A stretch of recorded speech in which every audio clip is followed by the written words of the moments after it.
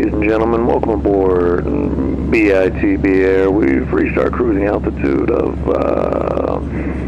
who's to check? Sit back, relax, enjoy the flight. The boys are headed to Hollywood. The boys!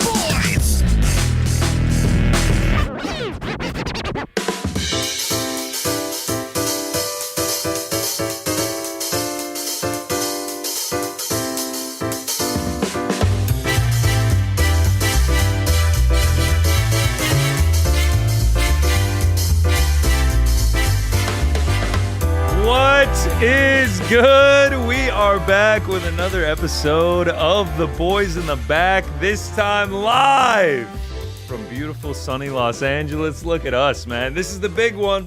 This is why we came out here. I am one-third of The Boys in the Back. I am Connor Burks. Joined alongside me, as always, he made it out here, out to Cali. Look at him with those big sunglasses on. He looks like a Hollywood agent. He looks like a Hollywood director. This is the look now. We're just going to go with this. We can obviously never show him. You'll never see him. But just right there, just in my purview is Mysterious Frank rocking some sick sunglasses as well. He actually was the inspo for all of this. The Boys in the Back made it out to California, which leads me to a special announcement. Okay. You know, we went to Seattle. We became the Men in the Muck. Yes. We make it out to SoCal, Tinseltown.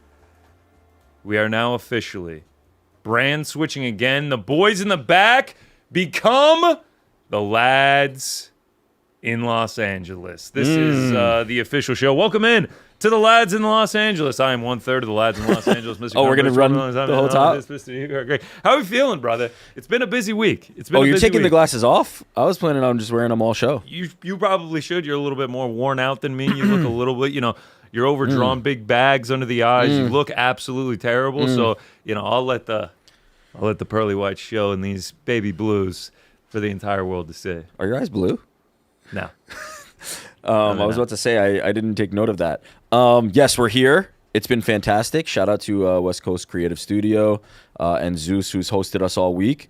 Been a lot of fun. We had a ton of guests come through the Ariel Helwani show, and we're closing out the live from Los Angeles segment before PT takes over tomorrow. Can I talk about the juxtaposition of our single shots here? You, me, white album behind me, white jersey, pale white bald head, and then you, black jacket, black background, black dark hair.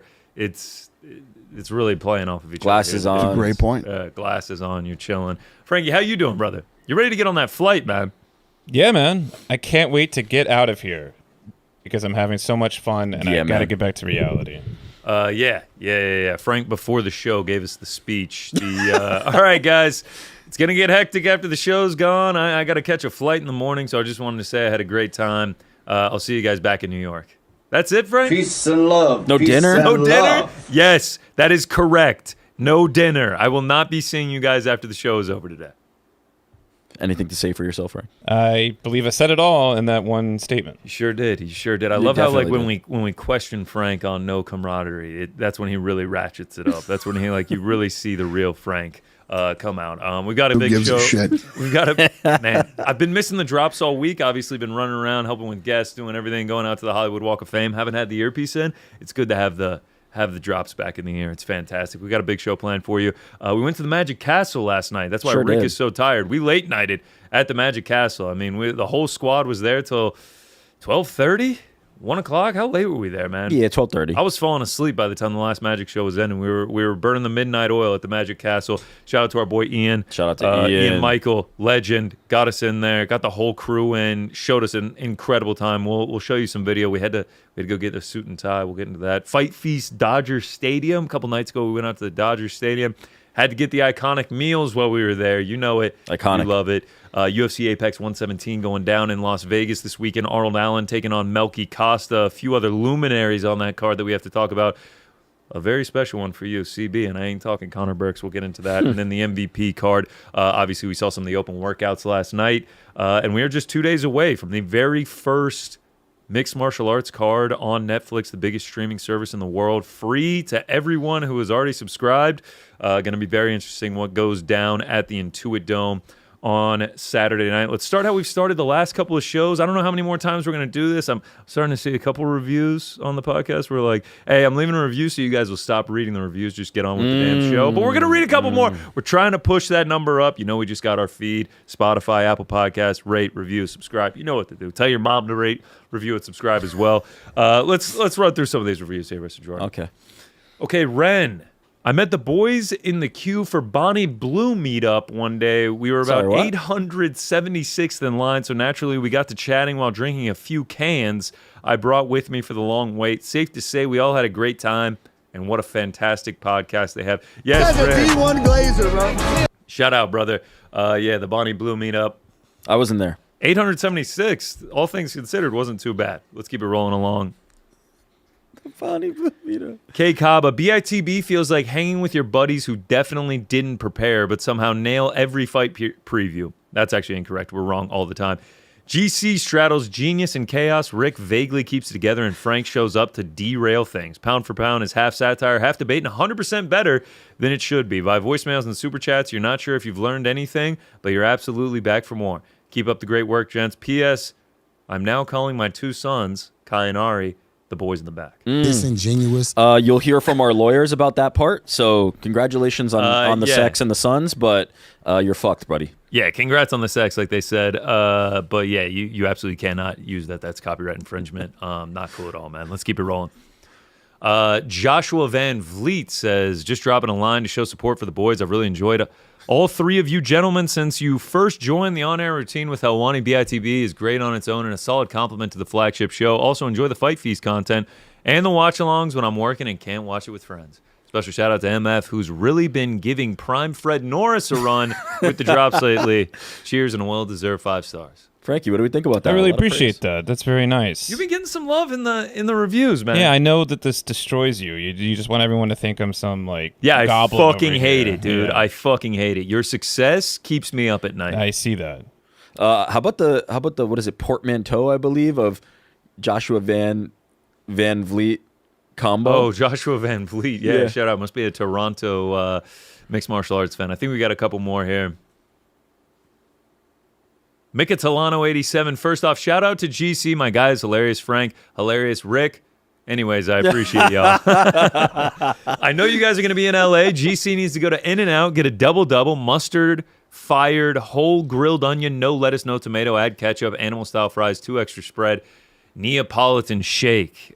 We had In-N-Out earlier this week. I will not be returning, so maybe next time I'm in California, we can go and get that. I will be going back, but late night. Enjoy that, man. Enjoy that. A couple more. Oh, yeah. Krishan Patel. Out of all the podcasts in the history of time, past, present, and future, I can say without a shadow of a doubt from the bottom of my enlarged heart that this is most assuredly one of them. Things are discussed. Movements are made. Lights are glowing. Sometimes there's even sound, albeit muted for a bit. One of the gout-ridden hosts keeps threatening to fight me. I guess what I'm saying is 1 out of 17 would defo recommend and watch again, but only if they send me 50 milli in Melania coin. This is insane. Shout out to Krish. Shout out to Krish, man. We appreciate you. We appreciate you. We got any love there? One last one. Here we go. Jamie the House. Didn't he leave it on the other platform? Because I know we've seen this name before. With the boys in the sack dominating the scene, one question. If y'all were doing the interview with Nate and he offered the blunt, you take it in or denied it like Ariel. Props for not being peer pressured, but come on. That's a once-in-a-lifetime moment. Best blunt rotation. Possibly can't pass that up. Yeah, I'm hitting that. You are? Mid-interview. Absolutely. I feel Nate Diaz. I'm not missing the opportunity to smoke a blunt. I feel like the move is you finish the interview, then you say, let's go over here. We'll make additional content. The sex. No. We're smoking that bit. Just like mid-questions. Yeah, you're we're just, hitting that. All right, we're hitting fair that. Enough. I'll be the sober one. I believe you wanted to give a shout out here. Shout out to Oscar, who we gave the tickets to yesterday. Yes. Incredible guy we met at the Dodgers, him and his girlfriend. He's going to be able to enjoy the MVP card on Saturday night. Maybe we'll run into him there as well. But we left a very important part of that ticket giveaway out. Yes, as you laid out, we gave away tickets yesterday on the Ariel Helwani show to an incredible guy named Oscar, who we met at the Dodgers game. And those tickets were provided by somebody, which was the important part that I neglected to mention. Felt horrible about it as I was thinking about it in hindsight. And so I just wanted to give a shout out to Sam Dunnigan, who was the man who sent me the tickets that then went to Oscar. I'm going to follow up with Sam via email and just let him know where they went, because I think he's going to be pretty happy about it for reasons I won't get into, but why he was unable to go to the game. I think he's going to be pretty happy with where they landed. So shout out to Sam. Incredible gesture. He emailed me last week, or maybe even 2 weeks ago at this point, and he just said, I've got these tickets. I can't use them.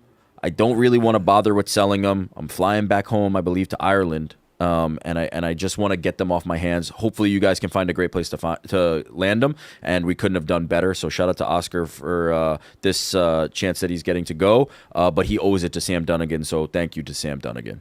I believe we did just that. I think he's going to be very happy with it as well. Let's get into some news and notes before we get into the MVP card. Sean Strickland took to Twitter yesterday to give us an update on a shoulder injury that he was dealing with during the fight. He says type 2 AC separation, extended type V-slap tear, partial rotator cuff tearing, tendonitis.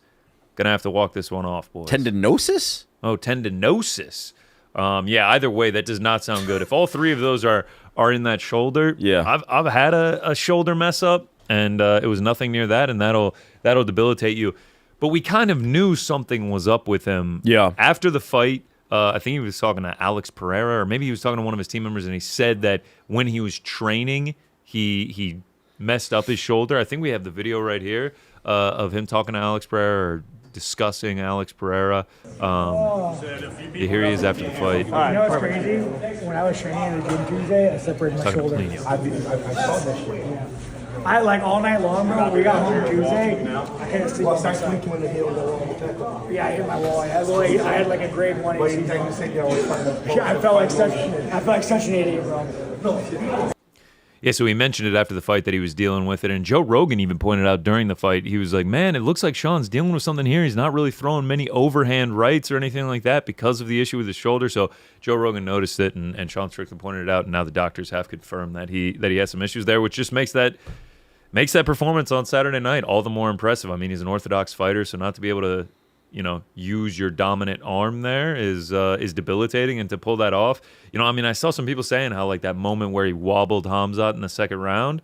Imagine if he didn't have the shoulder, like could he have put him out? We'll never know. Who's to check? Just that much more impressive from Sean Strickland. Yeah, a tough dude, obviously, right? He goes in knowing that he's compromised against a guy as good as Hamzat and still gets it done. Makes it even more impressive. Speaking of champions dealing with injuries, Alexandre Pantoja is back in training for his next fight. Yeah, there it is. Former champ seeming to have some fun with a very serious injury that he had to deal with, that he lost his belt. I think he's going to be ready. The same thing will not befall him this time. Yeah, absolutely. As I say that, then next time it's the other arm or something. Yeah, or leg, snaps him with a calf kick. Knock on wood that does not happen. Shout out to the GOAT, Pantoja. Shout out to Pantoja. Hopefully he is back soon. Normally when we're doing this show, Rick is the one that is violently ill and spreading diseases around the office. This week it is me. I have been confirmed as California's first case of hantavirus. Just kidding. I just got You have not been confirmed as that. That is not true. Do not clip that off. Just got a bit of a stuffy nose here, just battling through it, man. I mean, akin to Sean Strickland battling through that torn rotator cuff. You're a warrior. Yeah, I keep getting kind of blocked up as I'm going through these sentences. So, I do it for you, people. I do it for you. We'll never talk about this again, by the way. I get sick, it's 4 weeks of content. You get sick, it's like everybody's like, fuck, who cares? Who gives a shit? Shakes your hand, licks your tissues. Nobody gives a fuck. But when I'm sick, it's... Oh, yeah. I was in here on Sunday night just kissing everybody, thinking I had strep throat. My man! You know it, Frankie. You know it. Frank, we got a my man during the show. Was it, I think when Travis Barker came in, there was a Jackson my man. Jr. Oh, yes, it was when O'Shea came in. Yeah, he hit him with the... real life, my man. It was great. Shout out. All right, let's get into the cards this weekend. Obviously, we got UFC going down in Las Vegas at the Apex. Arnold Allen taking on Melky Costa, a big featherweight battle. But before we get to that, let's get to the MVP card. Why we're in Los Angeles for the week. Netflix making its MMA debut. We talked about this fight, obviously, a ton when it first got announced. Do you still feel the same confidence that this will be the most viewed MMA card of the year? Yeah, that's an interesting question. I do, just on the foundational platform of Netflix, right? There is a built-in number of people you are going to attract by having that front page tile. When you sign on to Netflix on Saturday night, that is going to be the first thing you see. You are going to be prompted to click into Ronda Rousey versus Gina Carano. So on the basis of that, I almost feel like that's the floor. The floor is the most watched card of all time.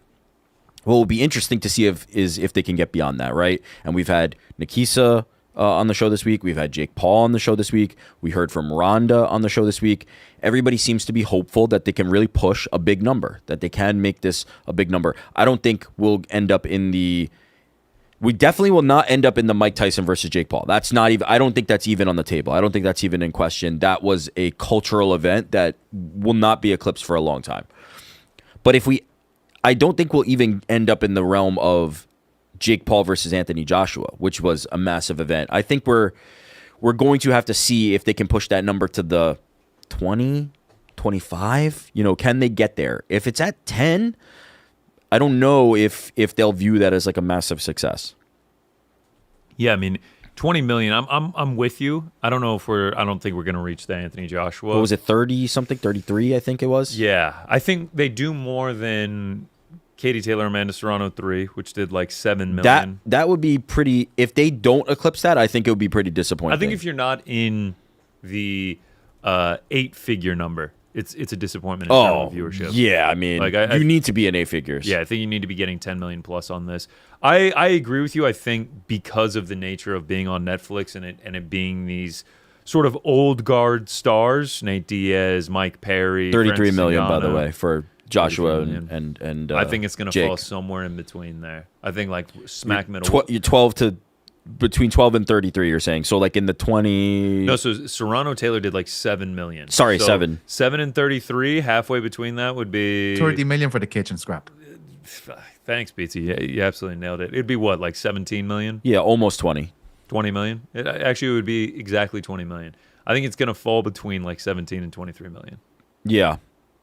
I think that's right, and I think depending on who you are, you'll view it as a success, right? From the outside, I think people will go, well, it didn't even do more than this boxing fight between Anthony Joshua and Jake Paul, or at least certain people will.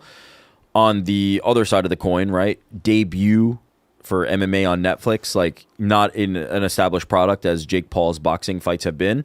And, you know, to get that type of number in your debut would be massive. But we're only blindly speculating at this moment. We're going to have to see what that number is. I do think the drawing power of Ronda Rousey is still something, right? Like we still have casual people who know who Ronda Rousey is, the moms, the grandmoms, the dads.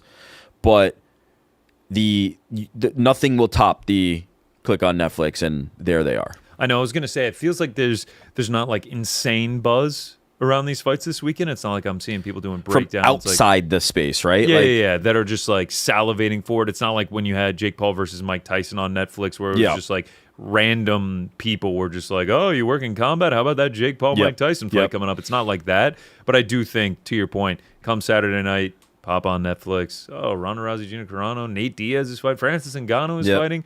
People will tune in. Casuals will tune in. People that don't watch mixed martial arts will tune in, and those numbers will accumulate for sure. Yeah, and all the hardcores will definitely tune in. There's no doubt. I mean, how could you not? Like, you're going double screen, you're going Netflix, you're going Paramount Plus, you're getting a little UFC Apex 170 in action, and the MVP card. Let's go to the fight itself. Ronda Rousey taking on Gina Carano. Ronda Rousey, a massive favorite, upwards of minus 600 at this point. Do you agree with the odds, or do you think Gina Carano, live after 17 years away from the game, do you think she's a live dog? I do not. I just don't have faith. Like, no matter what her training has looked like, no matter how good she is looking, stepping back in the cage after that long away is a monumental task. And I just don't, like, at their peaks, I thought Ronda Rousey was a significantly better fighter than Gina Carano. So it would be weird if all of a sudden, with Gina having this long layoff, I thought that she had closed that gap somehow. I think Ronda, like, from the moment they had that first press conference, which was now like a month ago? I don't even remember. It was quite a while ago. I thought she looked like she was in fight shape then. Like I don't think Ronda Rousey came into this training camp or to this promotional agreement to have this bout without intending to be in the absolute best shape she's ever been in, and she looks incredible. Like I would be shocked if Ronda Rousey didn't come out victorious. Yeah, I'm the same way. I think she's going to be able to get her to the ground. She's going to toss her, and then she's going to submit her. I can't imagine it's going to last long. I think it's going to look like vintage Ronda Rousey here. Yeah, I mean, that is the most likely outcome. I'm sure the betting odds kind of reflect that. I think her by submission is like minus 250. Yeah, and, Ronda Rousey's Achilles heel has just been people that when she can't do that, right, the better strikers get the best of her. But when we're saying that, we're talking about Holly Holm in her prime and Amanda Nunes in the beginning of her prime. Like these are a level that I do not believe that Gina Carano at this point in time can reach. And so I don't think that even if Ronda Rousey doesn't have early success, that Gina Carano is going to punish her enough and make her pay enough for not having that early success. At some point, Ronda will have success, is my takeaway, is my prediction. Co-main event, Nate Diaz. Yep. Mike Perry. This is the one that I think people are coming for. From the hardcore fan base, this is the one. Yeah, I agree just because of the star power of both guys, especially Nate Diaz. Mike Perry has been a star in his own right, growing in the sport of BKFC. But we have Nate Diaz just being Nate Diaz. We saw the interview earlier this week with Helwani. He's smoking the blunt. He's calling people up. And then yesterday at the open workout, pulls up, hoodie on, blunt in the mouth, jabs a few times, shadow boxes the cameraman, acts like he's going to take him down, throws a couple calf kicks, and then bounces. Just like vintage Nate Diaz. All right, guys, that's it for me. I'm out of here. Plays with the cameraman. That's pretty funny. This is POV. You're fighting Nate Diaz. I like that. But POV, you're fighting Nate Diaz, and he actually has a blunt in his mouth. He has a blunt in his mouth, and he's only going like 1/4 speed. I've liked how Nate has been this week, especially like the interview with Helwani. He seems very loose. He seems very like free. He doesn't seem to have a chip on his shoulder in a way that maybe he has previously, or I think he's ready for this experience, and not for nothing. Like he's been posting pictures of himself after training sessions, and he looks absolutely yoked. Like I think the best version we can get of Nate Diaz is going to show up. And then Mike Perry is Mike Perry. Like Mike Perry always shows up. That's kind of what he's been doing the last few years, is just no matter who, no matter where, no matter what style, no matter what rule set, I'm going to be there and give my best effort. We talk about how good of shape he is in, and there's no doubt he is in fantastic shape right now. But we haven't, especially compared to like recent. Yeah, we've seen him do a couple boxing matches. We have not seen him in an MMA fight in almost 4 years at this point against Tony Ferguson in 2022, which was, during Tony Ferguson's skid out of the UFC. Kind of a lackluster performance from both guys. Both dudes were sort of getting tired throughout it. He's 41 years old. He said in the interview with Ariel that age is just a diagnosis. I'm not fully convinced that I agree with that. I think Father Time comes for everyone. He is 41 years old. Yeah. Mike Perry is only 34. Mike Perry has been incredibly active in BKFC, has been becoming a star in bare knuckle. Now, obviously, he uses the brutality, the violence that comes with the nature of boxing bare knuckle. He fights a guy like Luke Rockhold, and it's sort of just like, yeah, man, Luke Rockhold's a tough son of a bitch, but like he just isn't built for BKFC. Mike Perry is tailor-made for that. He goes back to MMA now, where he didn't have as much success, like let's just be honest, as he did in BKFC, but he's got that age advantage over Nate Diaz. He's got that activity advantage over Nate Diaz, in my opinion. And I just think like he's going to bring the fight to Nate Diaz. Nate Diaz isn't going to be able to do what he was doing against Tony Ferguson, where he's, sidestepping, walking around, taking a walk in the park and being like, all right, let's get back to it. I think Mike Perry is going to bring the fight to him, and I think he's going to come out of this victorious. Yeah, it's a tough matchup for Nate because as MMA fighters at the peaks of their careers, Mike Perry's not in Nate Diaz's class. He's not even in remotely in his league. Mike Perry was a middle of the road kind of MMA fighter, and Nate Diaz was an all-timer. Now, there will be people who will criticize his record, but at the peak and the guys that he ended up having wins over, Nate Diaz is established. And so when it comes to jiu-jitsu and the ground game, right, Nate Diaz is, again, levels ahead of Mike. But the problem is Nate Diaz doesn't really use that. Like, he hasn't been a jiu-jitsu guy in a long time. Most of his fights, obviously outside the realm of MMA, have been stand-up fights because he's boxing. And inside the MMA cage, it's mostly been him in, drag down, what's it called? Drag out wars. Like he's just exchanging back and forth with Conor McGregor, Jorge Masvidal, and even Leon Edwards, right? Primarily a striking affair. Then he drops him in the final round. The game plan for Nate Diaz is always the game plan for Nate Diaz. It's to stand there and just win the war of attrition, to beat him by outlasting him. And the Diaz brothers have famously said before, like they didn't lose the fight, they just ran out of time. And so that's the Diaz style. I don't imagine that Mike Perry's going to relent. I don't imagine that Mike Perry's going to be scared off by the idea that Nate Diaz is going to be there in the later rounds, because I think Mike Perry relishes in that. I think he wants somebody to be there with him. I think he almost wants guys not to break so early. And so I, like you, think that Mike Perry's going to press on the gas pedal from the start and just be there until the very end and kind of be the more busy and more powerful guy. People in the chat saying you guys are forgetting this is MMA. I'm seeing a lot of Nate Diaz picks. But how? How does Nate Diaz implement his MMA? You tell me, man. I don't know. The chat tell me. A lot of people saying that you look hungover and that you're on a weight cut. Yeah. That's right. I think both are true. Yeah. Both are true. I think this. They're both accurate. I think this has potential to be one of the best, if not the best, fight of the night. Well, even though I think Perry's going to win, that Nate is going to be a game opponent and just be there when being willing to trade the punches. Another concern I do have is like just the scar tissue. Nate, his face has been marked up over the years, and there's a real chance that if Mike Perry opens up some of those, that scar tissue or creates new cuts, like it could be called. This kind of like the world that Mike Perry has been living in the last couple of years is just cuts, bruises, beating up face.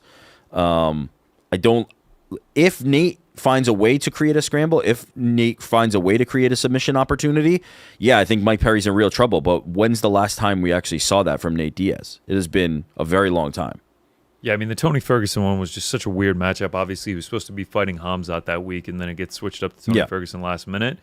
And even then, it was sort of an uninspired performance. He did what he needed to do. But Tony was... that version of Tony is not Tony. Like, we saw the worst of Tony at that point. Either way, it's going to be fantastic to see Nate Diaz fighting in California in front of this crowd. I know the fans are going to go nuts. He will be the biggest pop of the night. For sure. Yeah. The Nate Diaz army is going to be out in force. The shirts are going to be out in force. Everybody's going to be going crazy, and we'll be out in force at the Intuit Dome. It's going to be incredible. Can't wait to see that thing. Everyone's talking about Ronda Rousey this, Gina Carano that, Nate Diaz this, Francis Ngannou that, Mike Perry. We're here for the Intuit Dome, baby. We are Intuit Dome fans. TurboTax. I got my app. You got your app? QuickBooks. I got every app. Every app? Every Intuit app. Not just the Dome, but the entire family of Intuit apps. All my financial needs. This is not a sponsorship. This is just pure love and admiration. For the Intuit product? For the Intuit Dome. It's going to be incredible. Are you into it? I'm into it. Frank, is this a message from Frank? Is that what this is?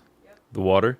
Andy says, "Yep." Get some water in there. Very passive aggressively. Who's the chat? Please drink some water. You fucking dry mouthed, crusty, hungover, nasty beast of a man. I wish I was hungover. The sex. I truly do. You were making the push after the Magic Castle last night. You were like, "Bro, let's go get some more drinks. Let's go." Nobody took me up. Nobody took me up. Yeah, man. Yeah, we had an early call time. Obviously we're out on Pacific time. It's only 10:28 here in Cali.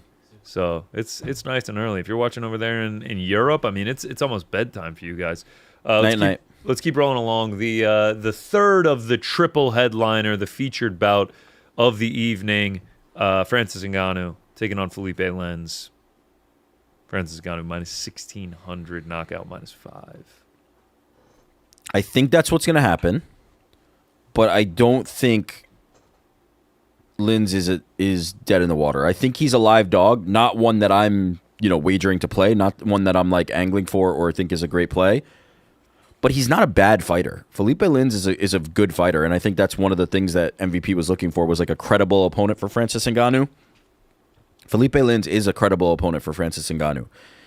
The power is very different. The level of power that Francis Ngannou brings to guys is very different than anything they've experienced before. And so I think that will pay dividends and be the differentiating factor in this fight. He will at some point find Lins' chin, I think, and make him suffer and make him pay for it. But I have concerns about like Francis is just getting older and older, and he hasn't had like the fight with Renan Ferreira was very uncompetitive, right? From a grappling perspective, he was just completely doing whatever he wanted. The power again was a huge factor in that fight, but Renan Ferreira didn't really put up much of a fight. That's his only MMA action in a very long time. The rest of it's been boxing, and so as Francis continues to get older and older, I think he will be more vulnerable. I don't think Felipe Lins at this point in his career is the like huge, stumbling block. I don't think this is going to be the thing that trips him up. But there will be a day where that can't just be done. So I don't know. Okay, here's the thing. Felipe Lins is a quality fighter. 18-5, ended his UFC career on a 4-fight winning streak. Yeah, he's not a tomato can. He's not a tomato can. You talk about Francis getting older and like the unknowns around that and everything. He's 39. Yeah, I'll give it to you, man. Heavyweight, obviously the last one to go. The power, power, everything like that. Well, I mean, also like you just see more success at a later age. Yep. At those divisions. You also say we haven't seen him since the Renan Ferreira fight. That was the only MMA action we've seen and everything. I take all that information and I raise you this. We actually haven't seen Felipe Lins in 6 months longer, 8 months longer than that. We have not seen him in 2 years and 2 months. Francis Ngannou is also the younger fighter in this matchup, 39 years old to Felipe Lins, 40 years and 8 months. But when's the time before that Felipe Lins fought?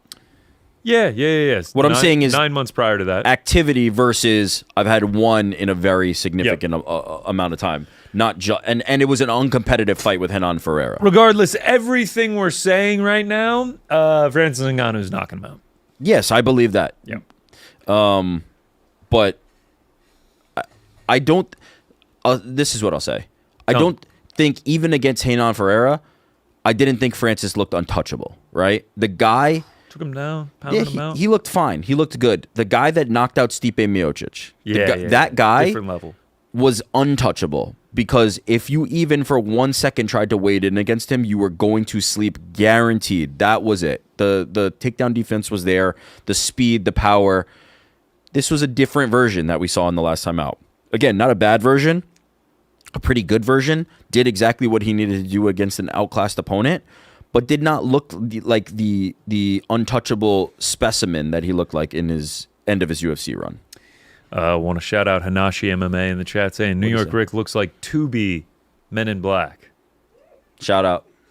That's a dig, brother. That is a great point. And then should we do a Men in Black remake on Tubi? Yeah. Oh yeah, for sure. On Quibi? On Quibi? Yeah, shout out to Quibi. Wait, who's J and who's K? Am I Will Smith or am I Tommy Lee Jones? You're Tommy Lee Jones for sure. And you're Will Smith? Are you kidding me? Talk about the fucking dynamics here. Are you kidding me? Colton W says Rick looks like he's trying to audition for a Weekend at Bernie's remake. We'll do the Bernie dance. You struggling, man? You all right? Is that the Bernie dance? Yeah. When they had him propped up and they were doing the whole thing. Lazy Bet MMA saying household names at a state-of-the-art arena in Los Angeles. Nah, man, fuck that. I like fighters on 10 and 10 contracts in a desert warehouse. Fuck Connor. We'll talk about that later. Oh, did we cut that down to just... Who's to check? Wow, I can't get it replayed? Fuck Connor. There's no... What was it? Nah, man. Right? Yeah. Nah, man. Fuck no, man. Fuck Connor. The way he says it so quickly. Fuck no, man. Fuck Connor. Yeah, I had to bribe Dustin Poirier to get a pic with him last week at the live show. I was like, hey, man, can I get a picture? And he said... Fuck no, man. Fuck Connor. A little late there, Frankie. Frank, the hood went up, man. Like, are you just like, you're just checked out. Is Frank more checked out than me? This is not my fault. He has got sunglasses on and a hood up. I have to say, normally it's just me and Rick blabbing here in the studio. I feel like a little bit more pressure to keep the train moving instead of us just like acting like we're sitting at a 3 martini lunch on a Thursday afternoon, just completely bullshitting because there's 6 people sitting in this room with us. I feel no pressure. They I don't all give a look fuck. dreadfully bored. Another 1,200 watching live right now. They all look like they absolutely hate this. Frank, the most of all of them. Oh! Yeah, he hits the and he's staring at me with the most deadpan fuck you face I've ever seen in my life. Hoodie up, like he's I don't just even not have to look it. at their faces. It's great. Yeah, I guess that is true. Like you're just I'm just looking at Dr. Dre. You're staring at Dr. Dre, Kareem, and here I am. You're seeing them no-sell all your jokes and shit. I'm looking at the live audience, and then when it goes to me, I am like reflecting the light of the sun. Like I need to get the mat on, bro. Like the bald shine is crazy. I've started like a couple of my friends. What's your routine, bro? Oh yeah, we'll get into that at the Magic Castle. A brother in bald, a bald beard brother, saw me yesterday and was. I give a shit. So give us a fucking answer, baldy. Yeah, he had definitely had a few to drink. What a drop. Yeah, it's gotten to the point where, a couple of my friends are like, I was going through the crowd and I saw your shiny, bald-ass head and I knew it was you. I'm like, damn, I got to get that mattifier, bro. I need to get a tan and start matting this thing up. So yeah, shout out live from Los Angeles. We're just working through the kinks. Let's keep rolling on the main card here on the MVP Netflix card. Yeah. Saladin Parnasse taking on Kenneth Cross. Another like minus 1,400 favorite. Saladin Parnasse, one of the best KSW offerings that we've seen since the DDPs and the Mateusz Gamrots of the world. Pretty sure he's gonna. This feels like a showcase. Yeah. Pretty sure this feels like the most. I mean, again, I know the odds on Felipe Lins are very long, but I do feel like this is a credible opponent for Francis Ngannou. I do think this one's more of a let's showcase Parnasse. Yeah. And he will win. I think so too. Kenneth Cross, 17-4. Just don't think he's on the level of someone like Saladin. Yeah, did get a win on Contender Series. Yeah, the skill gap here is quite significant. Did not get a contract though. Junior Dos Santos. Yeah. Back, baby. Taking on Robles de Spain, who we've seen had some success over in Karate Combat. I want to confidently pick de Spain. He's minus 350. Yeah. But, dude, we saw him get exposed pretty bad in the UFC. Like, he just was getting grappled. That power was not showing up. That, 13-second, 6-second knockout power wasn't showing up in the later fights in the UFC. Even though the UFC heavyweight division is absolute dog shit, garbage, junk, trash, it's still not somewhere that Junior Dos Santos could hang at this point in his career, in my opinion. And so I don't think that that's enough to worry me. That the more physically imposing fighter who has been much more active and more successful recently is the one I have to side with in this fight. It just because of the fact that Junior Dos Santos, best era was a very, very long time ago. 14 years ago. Only 42, though. It feels like he should be older than that. I'm not going to lie. Yeah, I mean, he's been in our lives a long time, but it's just been too long. Yeah. It's just been too long. No disrespect to JDS. Some other fights taking place on this card. Unfortunately, we lost Muhammad Makhayev. I was actually pretty disappointed when I saw that. That was a huge spot for him, a guy that, got cut from the UFC, not for his fighting capabilities, but sort of being a bit of a problem behind the scenes and not putting on the most exciting fights, especially that Manel Kopp one. But this was a moment for him to kind of get some shine, be undefeated, take on a guy in Adriano Moraes, who's one of the best at his weight class outside of the UFC. So disappointing to see, and now it's Fumi Nukta that steps in. Who people are very high on. And we've been hearing a lot about him from the Northeast guys, all the Saralongo guys as well. I've always kind of talked about him, but I thought this was going to be the thing that got Makhayev back into the UFC. I thought this was going to be a huge win on a big platform, and they say, okay, it's finally time. We're going to bring you back. Unfortunate timing here. Maybe he ends up back there anyway. Maybe that's the path that he was destined to take, but I thought this was going to be kind of the final stop before he was back in the UFC. And so unfortunate that we don't get that due to visa issues, but I'm sure he'll fight again relatively soon. Yeah. Wow, I'm getting roasted in the chat. Nakutu. Oh. Fumi Nakutu. Jesus Christ, man, you're butchering Fumi's name.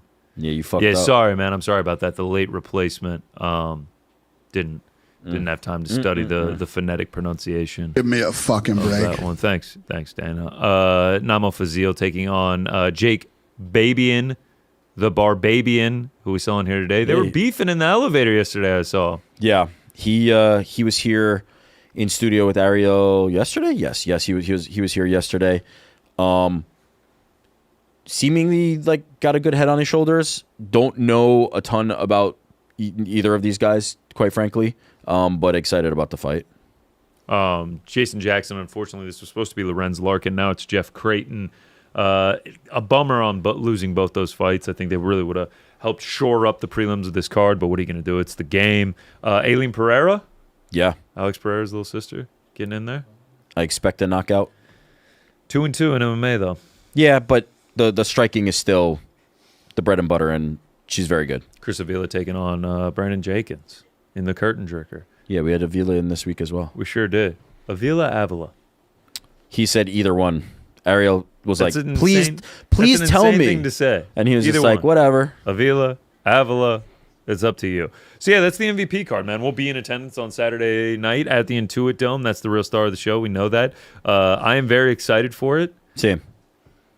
I'm just excited to see what a non-UFC offering looks like at this level. Bingo. That's exactly it. Excited to see the Intuit Dome. Excited to see a non-UFC offering. Excited to see like a non-UFC offering at the highest level that is brand new. You know, it's not like, oh, PFL's putting on a good card, or Bellator and Ryzen are doing a collab on New Year's Eve. Like this is a potential new player in the game. We have no idea how many more of these they're going to do, what success they're going to have on Saturday night, where they're going to go from here with this. But it's exciting for the sport of mixed martial arts. There needs to be competition. There needs to be someone that's pushing the king on the mountain to continue to improve. And hopefully we see the beginning of that on Saturday night. Yeah. Well said. There's your card for you. Ronda Rousey, Gina Carano, Francis Ngannou, Felipe Lins, Nate Diaz, Mike Perry, Saladin Parnas, Kenneth Cross, JDS, Robles, Despain. I mean, that main card, dude. Netflix for free. If you're an MMA fan, you're tuning in. Yeah, it does it for me. It's not, again, I think people need to be honest with themselves and understand. If you're looking for, are these the best fighters on the planet, right? Are these people that are going to be in the top of the rankings across anybody's, list of top fighters at a certain weight class? The answer is no. Like, that is not what this is. This is star power. This is drawing power. You've got the Diaz versus Perry matchup, which is nearly guaranteed to be an exciting fight. You're also probably getting a decent, exciting finish from Ronda Rousey and Francis Ngannou. This is supposed to be that. This is supposed to bring people into the tent and get them tantalized with what MMA can be. Yes, and we understand that. We're not dumb. We understand these are not the champs of the people UFC. Past their prime. Everyone's like, it's just a bunch of old heads. It's old farts. How could you be excited about it? It's like, dude, because they're well-known names. They're commodities within the sport. And to your point about are these the best in the world? No. Is every fighter on the Apex card this weekend the best in the world? No, certainly not. Cody Brunder's fighting for a world title? Oh, boy. No, definitely not that. We'll get to that in just a little bit. We'll preview UFC Apex 117. But we're in Los Angeles. As you see, the lads in Los Angeles, I have to say, OG LA Galaxy jersey. I'm talking about the 90s. Steve Jolly, you don't even know this guy, bro. I don't know that guy. Yeah, no one does, because he was an MLS journeyman. I mean, look at the MLS patch. This is from the way back MLS patch. Is this pre Beckham? Beckham Didn't is this pre Landon Donovan or is pre Landon Donovan? This was when Landon Donovan and David Beckham were in their father's nutsack. Oh, Jesus Christ. Not actually. It was the 90s. I mean, they were killing. They were alive. They Yeah, were Beckham was probably killing it in the Premier League. We're literally beating up babies. Beating up babies, bro. Yeah, this is OG. This is the Okay, but this is when you were actually in your father's nutsack. Still no. They were founded in the mid 90s, so yeah, they're actually not that old. But this is OG. Like someone was like Herbalife. I think Ariel was like the Herbalife jersey. I was like, hell no, you don't even know about this. Like this is the old school Galaxy logo. I just want to say no one commented on it. Was Jolly any good? No, he was ass. He was a journeyman. He was in the MLS for 5 or 6 years. Shout out to Steve Jolly. Shout out to Jolly. Absolute legend. But we are in Los Angeles. Been repping different Los Angeles fare. I mean, look at this. We got our own clapper today. Did we make it give or it what? Give it a slap. That thing's real, bro. The boys in the back, Thursday. Look at that. What we're going to talk about's on the card. The whole squad, the date. Look at that.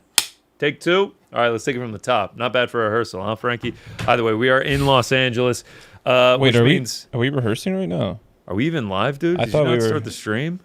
Shit. Take it from the top, man. Take it from the top. Actually, you got a flight to catch. Get the fuck out of here. Done. Zeus is stepping in. We don't even got to worry about it. We're in Los Angeles. We got to take in the local Los Angeles fair. And just a couple of nights ago, we were at the Dodger game. We said, look, man, it's iconic. You have to try it. When people say Double D, you only think of one thing. I think of many things, but this is one of them. And that's a Dodger dog. So we had to do Dodger Stadium that Fight wasn't Feast. Casey edited it together on a quick turnaround. Dodger Stadium Fight Feast. Take it away. All right, here we go. Fight Feast, Dodger Stadium. There's only one thing to try. The famous Dodger dog. Rick's ripping some magic. I'm ripping the Dodger dog. Look at this. Beauty. Iconic. Legendary. Some say this is the most iconic food in all of baseball. The Dodger dog. Ketchup, mustard. Crowd goes wild. Dodger dog. Here we go. The Dodger dog. I am losing my Dodger dog virginity right now, and it feels like a very special moment. Here we go. Dodger dog.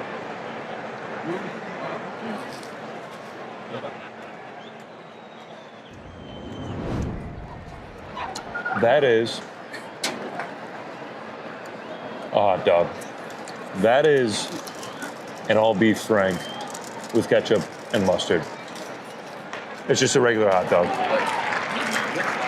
I feel bamboozled. I feel like the wool's been pulled over my eyes.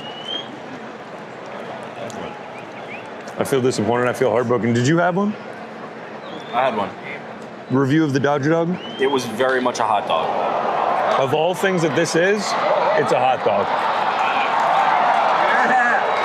I was sold a bill of goods that I never received. The Dodger dog. It's just a hot dog.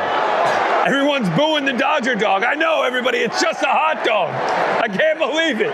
It's just an all beef frank.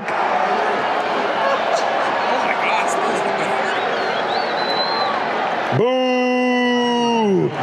We've been bamboozled. It's just a hot dog. It's just a fucking hot dog. My whole life, I was always told if I ever made it to beautiful, sunny Los Angeles, and I got the opportunity to go see the back-to-back World Series champions play, I had to get a Dodger dog. You sure did. That was number one on the list. Honestly, it actually isn't even just an all-beef frank. A Dodger dog is pork. We had to get the super premium Dodger dog to get the all-beef frank. We were like, what's the primo pack? What's the $4 upcharge? They were like, it just goes from pork to all beef. I was like, all right, sure. That's fucking illegal.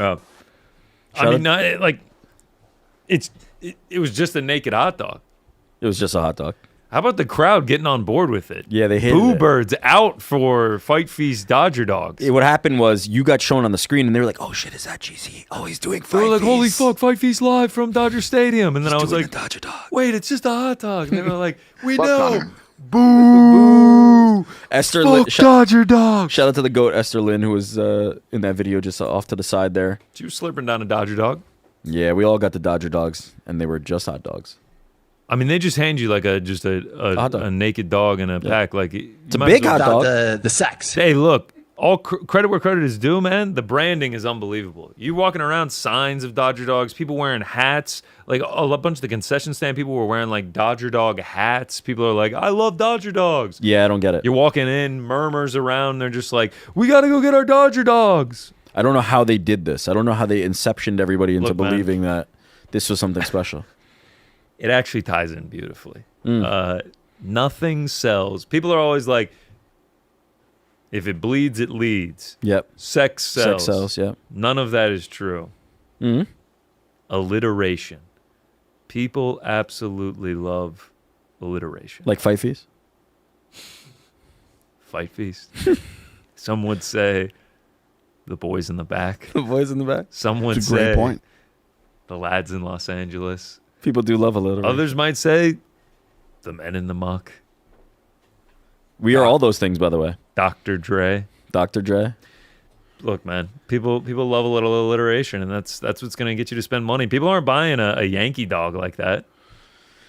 What if it was something else? What could the Yankees do? What why thing could the Yankees do? I don't know, but like if the Braves had like Braves baked beans, selling like hotcakes. People are walking around with tubs of baked beans. Yankees yogurt? Oh, Get dude. the tub of the yogurt. Let's get the prebiotics in. At the stadium? We're going to be the healthiest guts in all of MLB. What about pinstripe pizza or something like that? Oh, my God. You got to get the pinstripe pizza, bro. All right, it's a fucking shit slice of microwave pepperoni pizza. It's a fucking Mama Celeste on a Yankees plate. What are the Mets selling? Mets meatballs, done. They look like baseballs. Little pepperonis across the meatball that makes it look like that'd actually be more than what a Dodger dog is. Yeah, there's actually. I'm pretty sure they just have a basement. They have a Costco in the basement of Dodger Stadium, and they're just filing up hot dogs. No, because Costco hot dogs are better. That's so actually not. That is what Esther Lynn said. They are better. Yeah. Either way, we had an unbelievable time at the Dodger game. The stadium is. To say picturesque is understating. And I know we're probably going to be in the chat and they're like, damn, bro, like, are y'all's nose still bleeding from the seats? Look, man, back-to-back World Series champion. If you don't know the ticket economy these days, things are not cheap. And we're in California on top of all of that. $130 for each of those seats. Regular season baseball, they do that 82 times a year, 81 times a year. And yeah, 131 bones to shell out to sit at the top of the world. Not for nothing. It was nice. I'm kind of, when I go to baseball games, I don't really care where I sit that much. I'm just there to hang out, eat the food, and then leave. I'm not really. You know how it is. Every single time we. Sorry, I'm just distracted. I'm drinking boxed water. Like how Los Angeles is this? I'm drinking my water out of a box. Like this it just feels like a place. And you're drinking like an all glass thing? No, it's plastic, but it's finished. Shout out. Yeah, but I just mean like forget the people that are gonna hate on us. I know we're in Seattle and they're just like, yo, shit seats, bro. It's like they were pretty nice. These were 300, and yeah, they were nice. But like baseball, I feel like is one of the better sports that it doesn't really matter where you're sitting too much because you're kind of just there for vibes. You're there for the crowd. You're there for the experience. Dodger Stadium was truly beautiful. We got the sunset. Yeah. Going over the hills. There was mountains. There was palm trees. The stadium itself is beautiful. It's like I don't want to say Art Deco. I know that's not the right word, but it is like this beautiful 60s architecture. And then you turn around and it's just like LA skyline. Like when we left the stadium, that might have been the best view of the LA skyline in the city. Like it was. There was one part of the stadium when you're exiting that it was just a beautiful view. Dead smack, palm trees, LA skyline. Great stadium. Great stadium. Great stadium. One of my horrible favorite hot dogs I've ever been to. No. Just a hot dog. No, it's pretty horrible. It was a fine hot dog. Mediocre at best. I was sold that it was going to be the greatest Frank ever put between a bun I've ever had in my life. Frank is fucking cooking with these sound drops. I just have to say, gonna miss Franks you, aren't so good out here in LA. Nope. Franks aren't so good out here in LA. I'm gonna miss Frank so much. Yeah. Frank leaving tomorrow morning. Andy leaving tomorrow morning. Well, Frank's leaving now. Like, not tomorrow morning. Yeah. Frank, we already had our Frank. Kumbaya. Well, I'm going to get off the air, take out my earpiece, and by the time I'm, like, looking back up, there's just going to be some, like, papers floating down. And Frank's whole setup is just going to be gone. He's just out the door. Andy and Jordan leaving tomorrow morning. Frank already gone. Jordan leaving tonight. I forgot. He's doing a red eye. Me and you sticking around until Saturday night. Any regret? Buddy. Any regret? Nope. No regrets. No regrets. No regrets. Don't want to move that flight. No. We're good. Should we sell a ticket? Nope.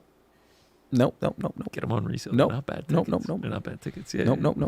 Nope. Are we going to get on Netflix again this weekend? Fuck. I mean, if the same rules apply as last time Ariel Helwani graciously granted us his seats, we will be on 7 or 8 times. Here's what I'm thinking. We paint up. I go net, you go flicks. Shirtless inside the arena. Nah, I'm going to be wearing my Ronda Rousey shirt, so. If I see my fucking big, ugly, bald mitt up on the Halo board at the Intuit Dome, I'm going to go fucking bananas. And then that guy comes from out of nowhere. He's like, hey, it's you with the shiny. We'll get to that. We'll get to that later.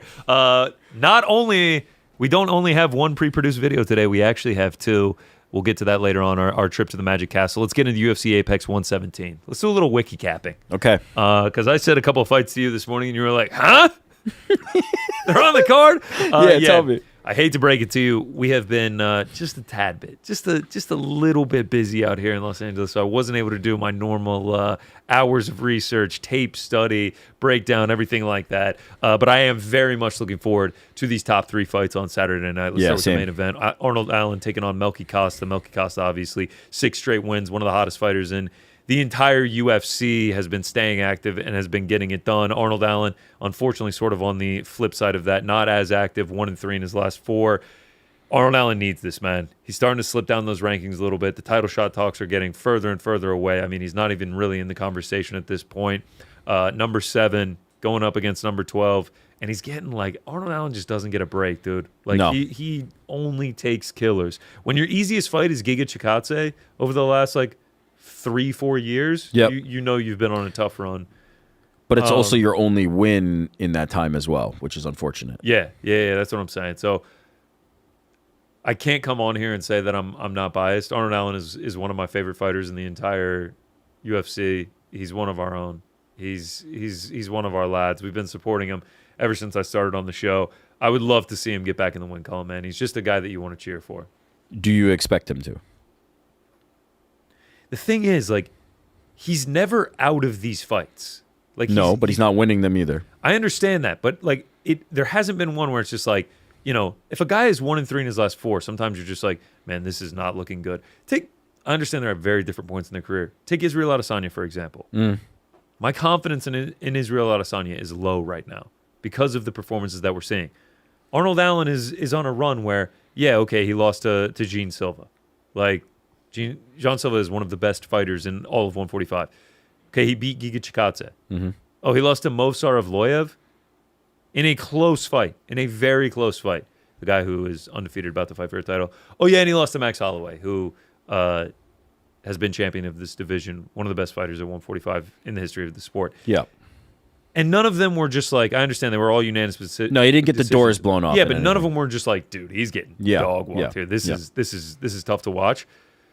Melky Costa is one of those guys who's coming up right now.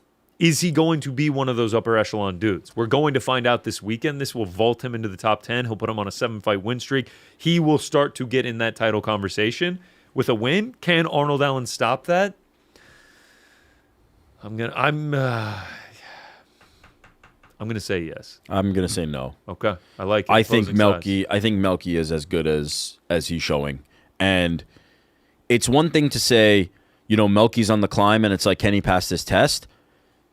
He's looking better as the level of competition comes up, right? First round head kick over Morgan Charrier that was a nasty highlight reel. To do what he did to Dan Ige, he seems to be just clicking on all cylinders right now. I don't know that Arnold Allen has the tools to combat that, right? Arnold Allen, as you said, is in all of these fights against top level guys. You're comparing the level of opposition, it's not even remotely close. Actually, let's look. They do that thing where they say, so here's an example. Tapology has that thing where they do the strength of schedule. Yeah. 57-35, right? Yeah. Not even remotely close. Arnold Allen has been fighting significantly better fighters. But there is a certain point where you have to win those fights. It's not enough to just be in those fights. Something that you don't have in those fights is there is something lacking in those fights. You are not able to hit a gear that allows you to get past these guys other than Giga Chikadze, who is on a bad skid. Giga Chikadze is not a top fighter right now anymore. And so Melky is peaking. Melky is getting better and better and better. I don't believe that Arnold Allen has what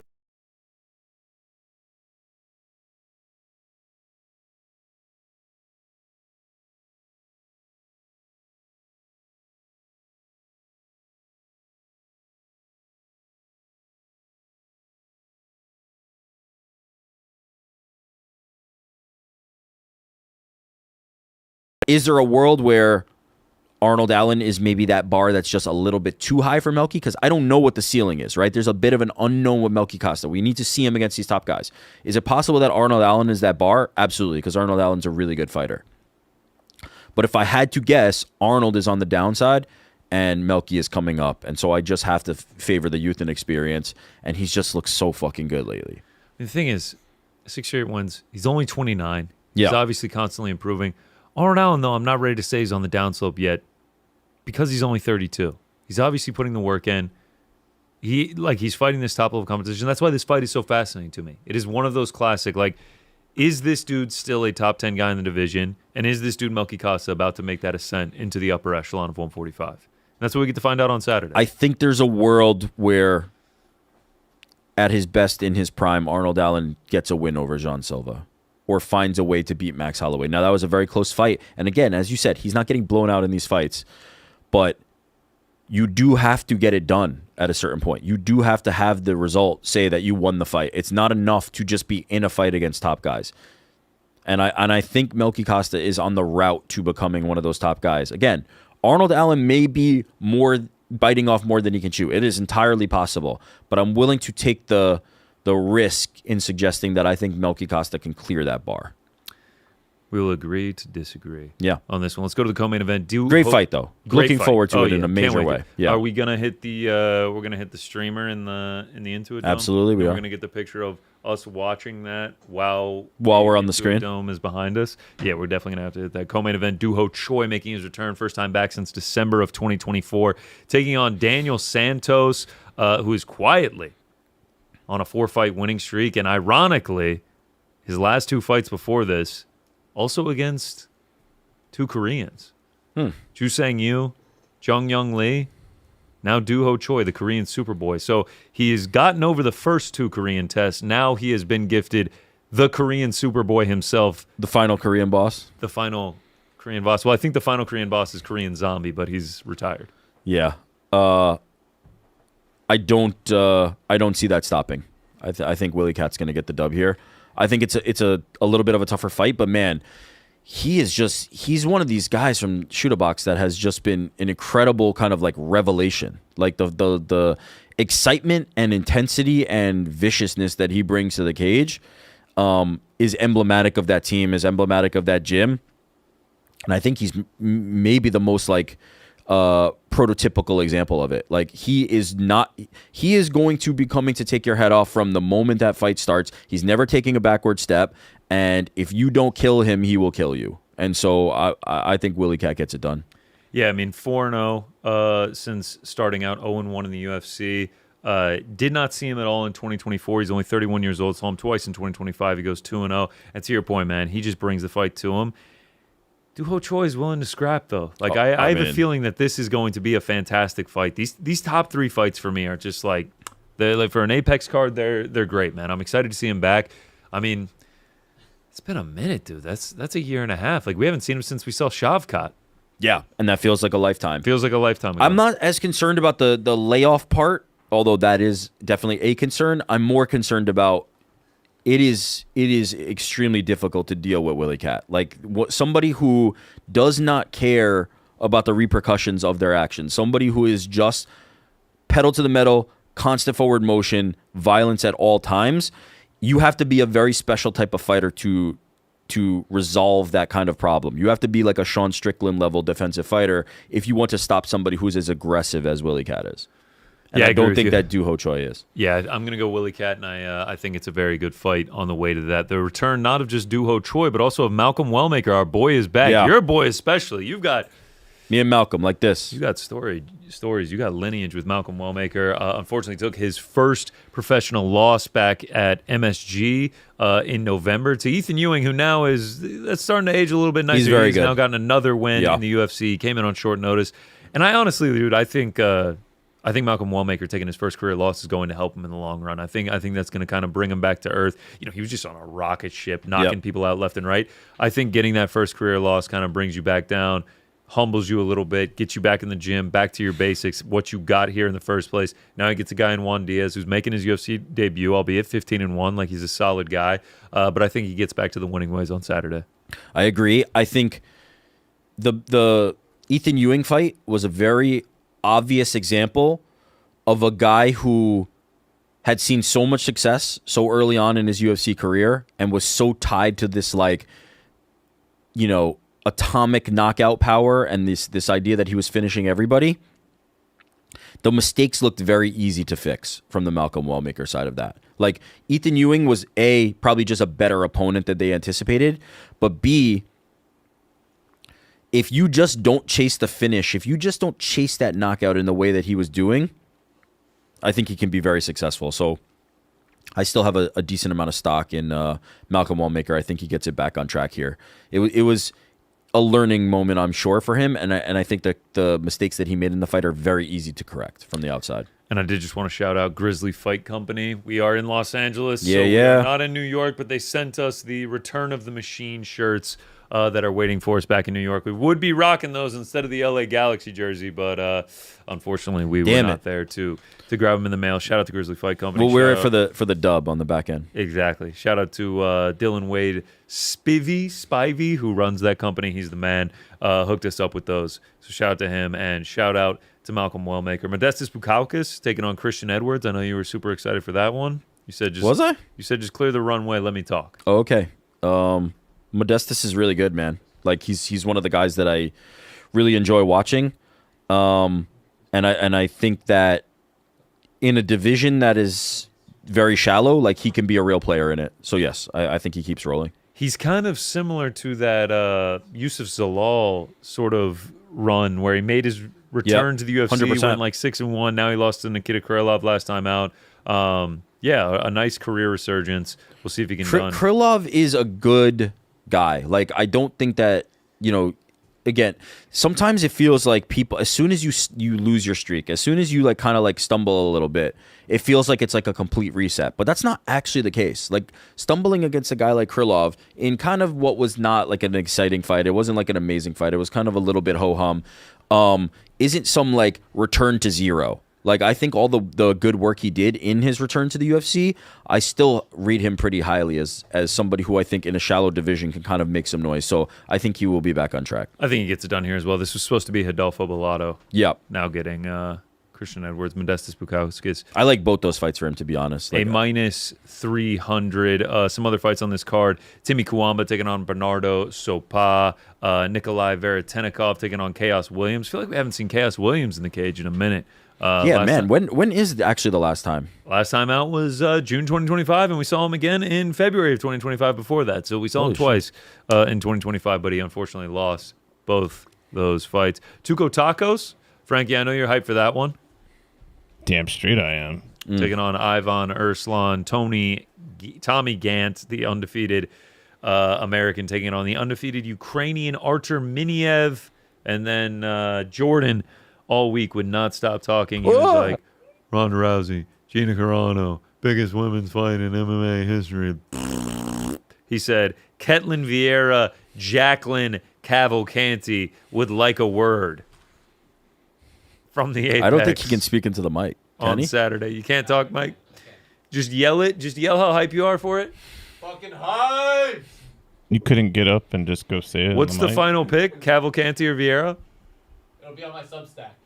All right, make sure to subscribe to the On Air Jordan Vacation Jordan Substack to get all your women's bantamweight betting predictions. The guy has cornered a market. Maybe not. And that is women's 135. He's on a heater right now. 8-5 in his last 13 picks, up 1.6 units. So make sure you go and subscribe. What is the URL for that, by just the way? $29.99 a month. Go ahead with the URL, Jordan.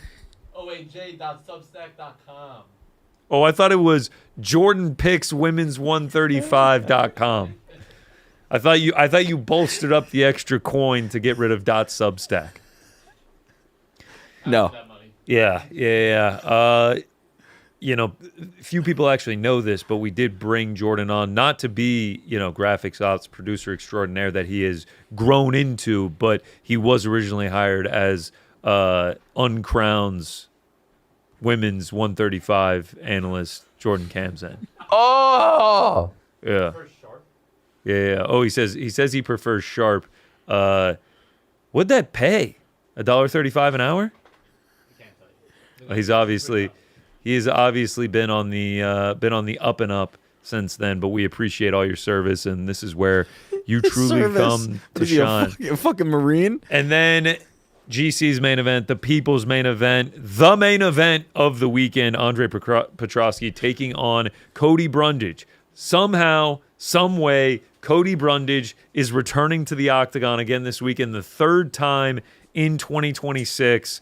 5-8 in the UFC, has fought. This will be his fifth fight in 11 months. He is winless so far in any of those. Yeah, could not be fading him any harder. How the fuck is he still in the UFC? I don't mean to disrespect, but like... No, you do. How is he there? And how is this the first time we're seeing Cody Brundage versus Andre Petroski? It feels like this fight has happened 19 times. Yeah. Andre will submit him. Andre Petroski only a -200. Yeah, he'll submit him. What is it about Cody Brundage that the UFC is hanging on? What's up, Frankie? What happened to your mic, man? Dude, I'm just, You just, I've entered a flow state, man. We're running around. This is the flow state. Look, man, you want to talk about Jordan starts talking off mic, you're like, fuck it. We don't need You want to talk mics. about microphone integrity, man. We've already mentioned there's 6 other people in the room with us. This isn't, GC and Rick out to lunch. We just got a coffee order delivered. I just watched someone walk in here with. We offered you guys. I was trying to get on the mic and I was told I was breathing too much you were into the definitely, mic. So people in the chat started unsubscribing. They're like, I don't need this breathing porn. Breathing porn. So I'm too close, you're too far, whatever. Yeah. I get it, man. I get it. Yeah. The coffee delivery just got here. I'm expecting a full buffet by the time we get to pound for pound. Yeah, it's great. We're homey in here. It's cozy, and we are close. But yeah, Cody Brundage, the return this weekend from one CB to another. You are my GOAT. He is the GOAT of absolutely nothing. He is going to lose badly. Actually, he's arguably the GOAT of hanging around the UFC. No, Sam Alvey was the GOAT. Dog, he's 5-8. Sam Alvey was on like a 15-fight losing streak. And one draw, and he's 11-9 in his MMA career. Hold on. I don't understand it, dude. Bro, Sam Alvey was 10-13 in the UFC. Wait, isn't that like pretty much the same what you're describing? We're going to find out right now, brother. Percentages-wise? Who had 10 divided by 23? He has a 43% win percentage. Yep. 5.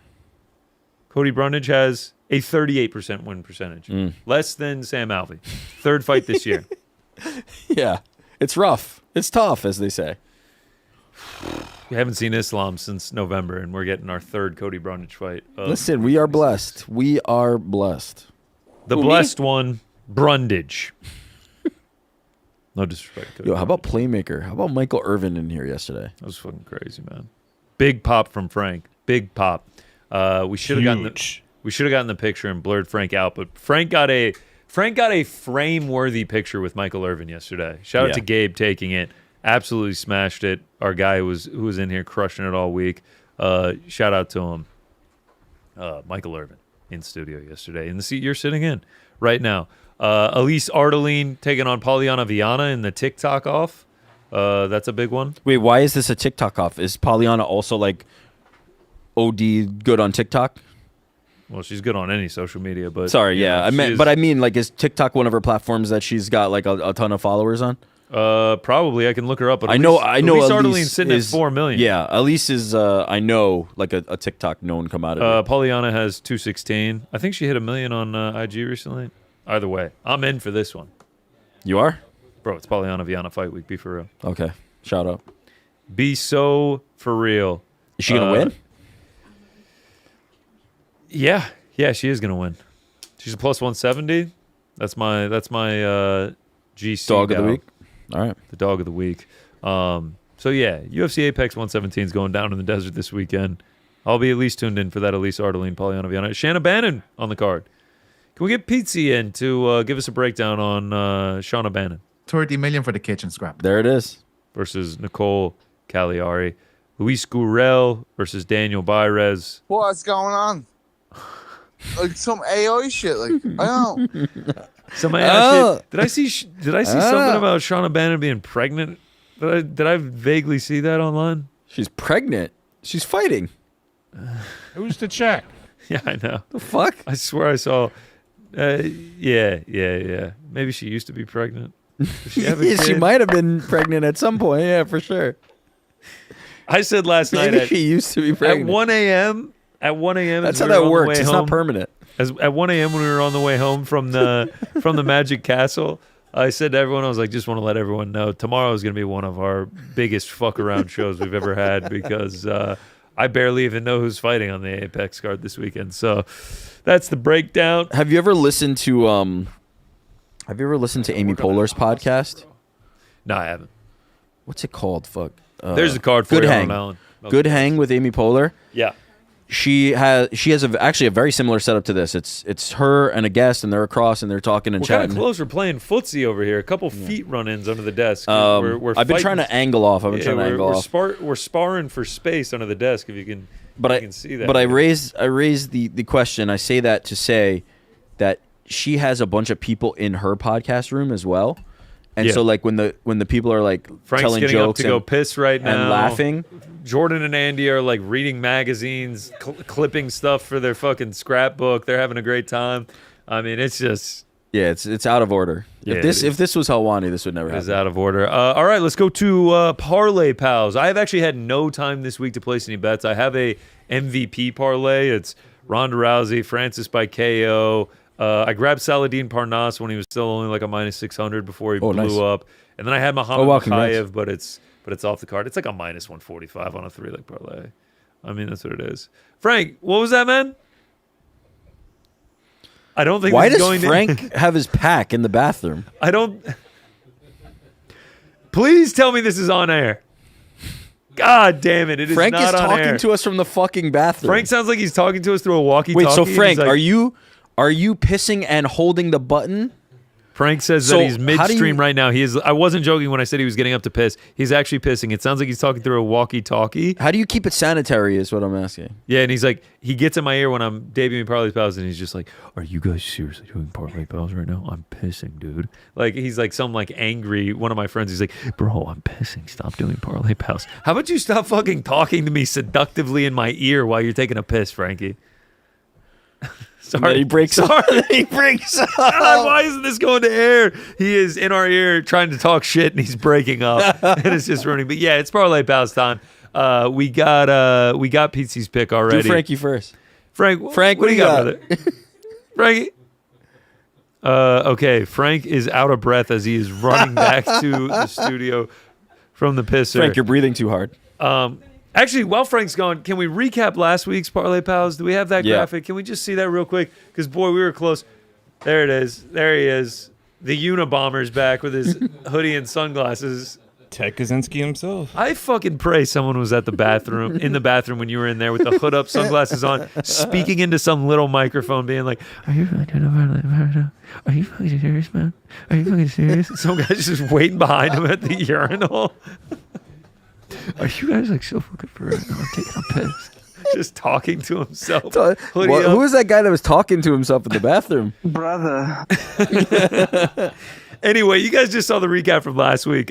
Frank blew it. Who blew it? Frank? Hamzat Fucking Chimaev idiot. losing by split decision. We were going to get in the green until Frank cost us. I mean, what were the odds on that one? Oh, minus 625. So it was not a bad pick. We didn't even boost in that retrospect. much. Actually, it was a horrible pick. It was a horrible pick. Because in the minus retrospect. 625 went to a split decision. He should have fucking rolled. Alas, we go to this week. We've already gotten Pete's pick in. He is taking Ronda Rousey by submission. Not Shauna Bannon? Yeah, I know, right? Weird. Some Irish guy you Weird. are. You can take MVP. You can take UFC Apex 117. Those are your picks. God, I need to go get a tan. That's what I'm going to go do after this. I'm going to a tanning bed. The tiredness combined with the illness, combined with just being so pale in these bright lights, I'm looking rough out here. Frankie, what's your pick, brother? My pick is Mike Perry. Nice. I like it. Minus 180 for Mike Perry. Rick, what do you got, brother? There was some movement on that then, huh? Huh. Nice. The odds were better yesterday when I made the pick. I'm still going to stick with him, though. Nice. What's Nate at? Plus 170? Yeah, I'm sticking with Mike. Come on, Mike. Let's get it done. What the fuck does the odds have to do with it? You're picking the fight, bro. My bookie, he tries to keep me straight in line. I gotta say, man, with me and Frank's sunglasses being so round, we look like 2/3 of the three blind mice. Take the red pill.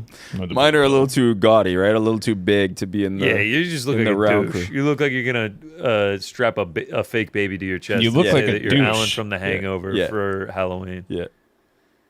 It's not just the sunglasses making you look like a douche. Yeah, it's the vinegar and water I saw you drinking earlier. Yeah. No, it's just you're just. It's a just me. douche. It's just me. I'm taking Aileen Pereira. Oh, sister of one Alex Pereira. Yeah, I think she gets it done. I love it every time her name gets said. It has the suffix of Alex's sister. That's what she is. I'm going to go with Francis Ngannou by KO, TKO, minus 500. If I'm doing the math on this right, Ronda Rousey submission, minus 210. Aileen Pereira, moneyline, minus 400. Francis Ngannou, KO, minus 500. Mike Perry, minus 180. Quick math, carry the one, plus 244. Something like that. Oh, shit. Nailed it. Wow, we went from... Look at our graphics department, dude. We went from the boys in the back Parlay Pal graphic to the lads in Los Angeles new Parlay Pal. And fitting that the lads in Los Angeles take all MVP card picks. They're working overtime over there. You see it, though, boys. You see it. We're down in the green. We're down 1.37 units. We cashed this weekend. We're in the green. It only took us 59 parlays to get there. We've been green before. I know we've been green. We just jump rope. I mean, no, we don't. It's just like we get back to the green. No, it goes, and then it goes fucking off a cliff, and then we just climb. That's what we do here. That is what we do here. All right, that's the preview for Apex 117. That's the preview for the. I'm fucking leaving. Fuck this. Yeah. That's the preview for Apex 117. That's the preview for the MVP card. That is Parlay Pals. That is this, the other. We'll get to pound for pound. This or that. We'll get to pound for pound rankings in just a moment. Your voicemails, your super chats, all of that. But last night we got the honor because of our man Ian Michael who was here in studio on Tuesday. He is a magician at the Magic Castle here in Los Angeles, which I was unfamiliar with before we came out here, before we met Ian. But this is one of the most exclusive joints in all of LA and all of Hollywood. Invite only. Members only club, yeah. Members only. No photography, no cameras, nothing like that. Strict dress code. Didn't know that either. Ian was like, I'm not kidding, guys. Suit, tie, nice pants, nice shoes. You will be denied. You will not be granted access. The best magicians in all of the world. Is that me? Was that to air? What are you doing, Frankie? Are you making fun of He's Rick? Mocking me. Yeah. I thought maybe a non-verbal suggestion to stop breathing into the mic would be. This show's a fucking mess. So man. what is the solution for this, Frank? I'm supposed to stop breathing? Period. Like what the fuck am I supposed to do? As I pointed out to Dan Canobio and Chris, tell me. You move your head off axis while you're trying to breathe. Dan Canobio, your good friend. Yeah, love him. Love him. Yes. That's interesting. You say that. Dan came to the baseball game. Where were you? Dan Canobio. You're my also, only hope. Shout out. You've used that line several times. Yeah, it's kind of run its course. Two things here. A, I was painting a beautiful scene of the Magic Castle, and then Frank comes in and fucking Darth Vader. Yeah. That wasn't on air. Nah. Unlike Rick's. Rick's. Great. Oh, that wasn't on air. So you just wanted to distract us with your fucking insane saying breathing. Earlier, Rick, stop breathing in the mic. Yeah. Netted no good result. And then Frank, I don't know what that instruction fucking means. Do I have to hold my breath? What am I supposed to do? Explain it. Come on. Let's get it together here. And then secondly, we're here at beautiful West Coast Creative Studios in Hollywood. They've been unbelievable to us all week. Shout out to Zeus. Zeus drinking his coffee while keeping the coffee holder on as a koozie. Can we just get a visual of that? Can you just hold it up for the camera here? He's out here trying to act like he's regularly sipping a coffee with that attached to it. I'm trying to have a serious discussion about UFC Apex 117, and he's got it. He was holding it by the coffee too. Let's be clear. He was not holding it by the holder. That's just still connected there. I'm like, well, what is this? What is this production? We got Frank, Darth Vader, fucking muffled, beautiful breathing into our ears. Zeus fucking using the coffee holder as a koozie. Either way, we went to the Magic Castle. It was an unbelievable experience. But we had to get suits. We take you through our journey to get the suits all the way up until the Magic Castle, and then no mas. This is our experience in Los Angeles thrift shopping. All right, we are in beautiful Hollywood, and tonight we have gotten a special invite to the Magic Castle. Invitation only, very, very prestigious. Many people I know have never been, but there's a dress code. There are suit, tie, dress shoes, or they will deny you. No exceptions. Didn't pack that. Of course I didn't pack that. Why would I need that here in California? So we're here at Goodwill. The Goodwill in Hollywood.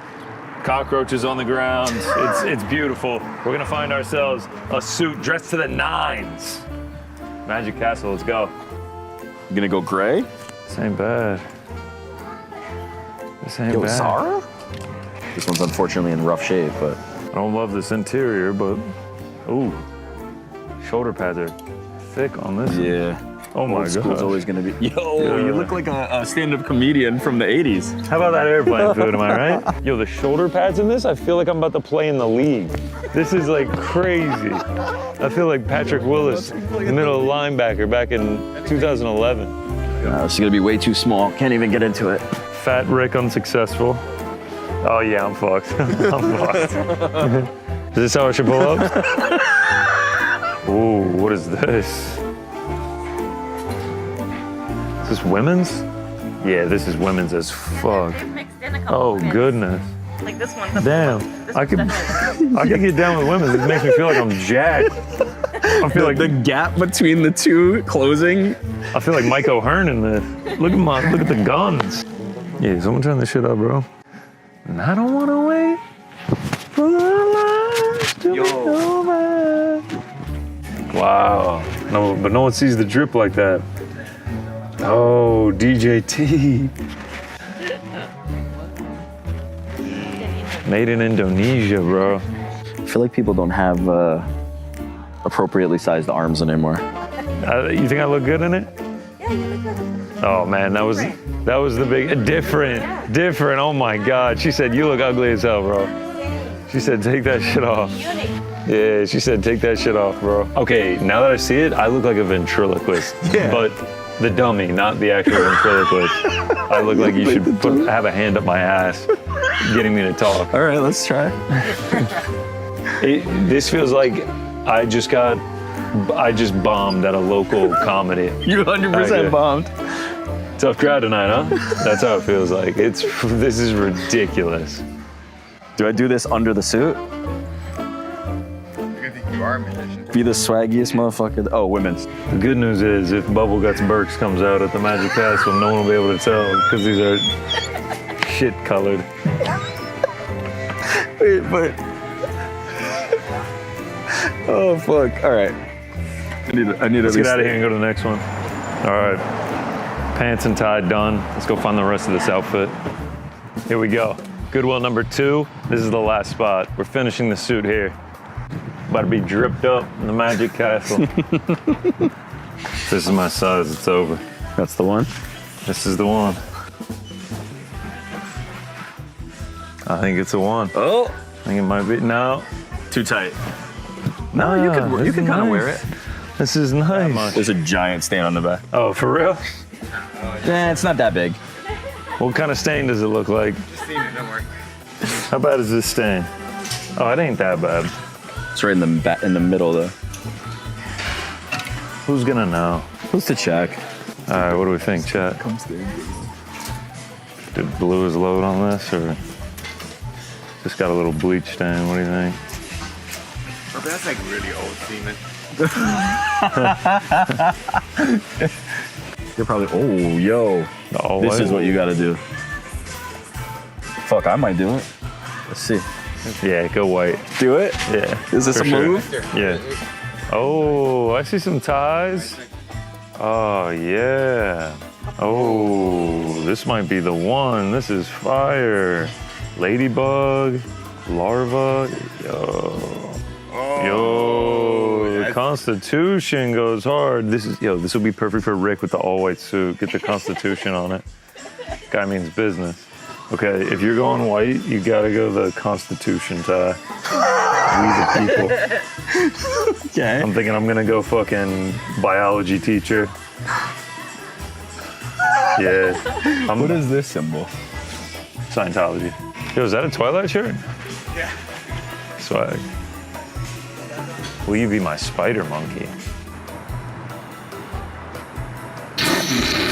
Yeah, I'd say the Goodwill trip was a success. I look like your 9th grade biology teacher. Rick looks like your cocktail waiter for the evening. But most importantly, I see a jacket, I see a tie, I see some dress shoes, some slacks, and I see the Magic Castle behind us, baby, which means we are about to watch the best magicians in all of Hollywood for the next 2, 3, who knows how many hours. No cameras allowed. We can't bring you in with us. What do you say, man? Let's do it. Magic time? Let's go fucking do it. We'll see you on the back end. This is the back end. Things got too intense. Things got too crazy. We weren't even able to film anything afterward. A few things there. Seeing that on display there, on what we looked like, I never caught myself in a good mirror. You know, all the mirrors in the Magic Castle were like a little messed up looking. We were in a rush to get over there. Two massive disappointments. Number one being we only took pictures on our disposable camera instead of an actual camera. I can't believe he did that. The biggest knuckleheaded thing. We got a big group picture, but the thrifted suits back to back, we didn't get that. Second disappointment, and a lot of this goes to you guys. Y'all didn't gas me up enough for how good I looked. I look at this is a $70 outfit, and the only thing I brought was the watch and the underwear. Everything else is thrifted or bought from like the shittiest Ross you've ever been in. I mean, like the tie, the pants. It was absolutely beautiful. I have to admit, pants were like one size too small. So like all night I'm tugging. I am tugging at my pants. Did anybody notice? Yeah, we were with Andy too. If you noticed, she got revealed on the Hollywood Walk of Fame yesterday. And I was like, yeah, my pants are like, they're just like one size too small. And she's just like, yeah, I see you keep tugging at your crotch. I thought something was wrong. That was something separate. What? The tugging at the crotch. She's like, yeah, I could tell something was wrong. And I was like, oh, yeah, and there's also like a huge stain on the back. And she's like, yeah, I saw. Everyone saw it. It's pretty massive. Everyone saw it as kind of a bar, though. And then she's like, what kind of stain is that? And I was like, we don't know. It came this way? Something came. The sex. Your crotch, you said?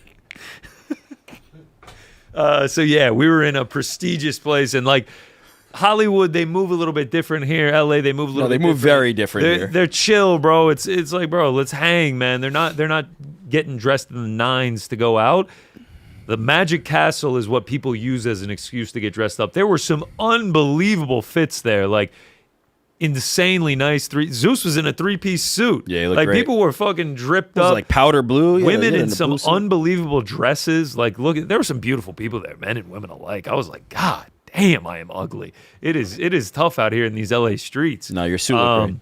But yeah, Magic Castle was crazy. Shout out to our guy Ian. Like, you go in and like you just go from room to room. There's a million bars in there. It's essentially just like, yo, drink a bunch and watch a bunch of magic. And like, it's this beautiful building out in Hollywood.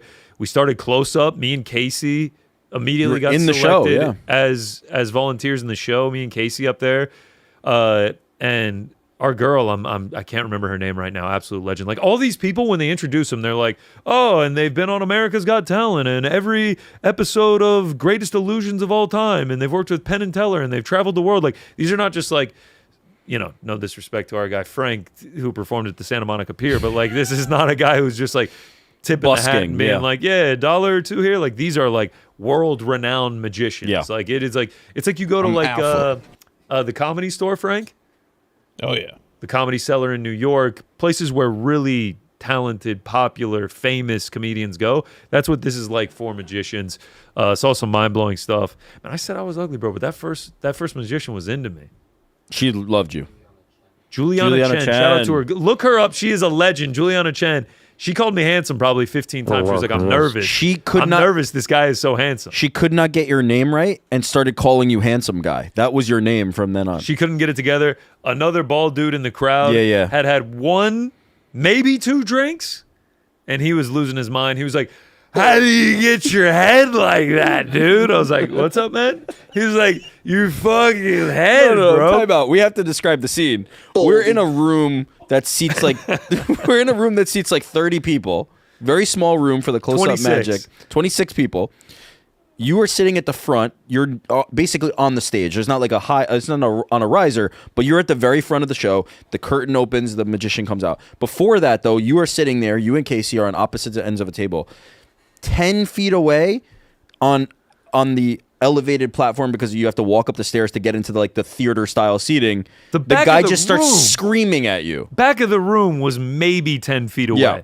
And like, if that, and this guy, like, we are literally sitting on top of each other. Like, it is like close up magic. You cannot get far away in this. And yeah, like, he immediately comes in and starts just like, bald beard, yo, the brand. And then, like, when she was like, pick a card, any card. Yeah, Juliana's moments from saying something, and he's just like, you with the head.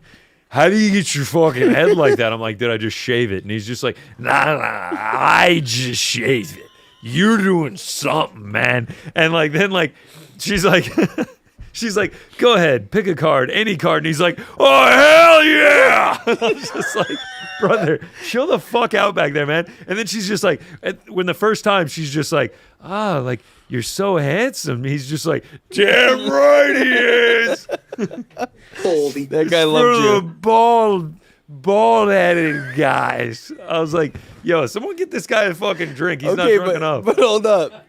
Then we ran into him later. Okay, we got there at like 8 o'clock. We see this guy. He is fucking, I'm joking about the 1-2. This guy is plastered. He definitely woke up this morning and hit one of the...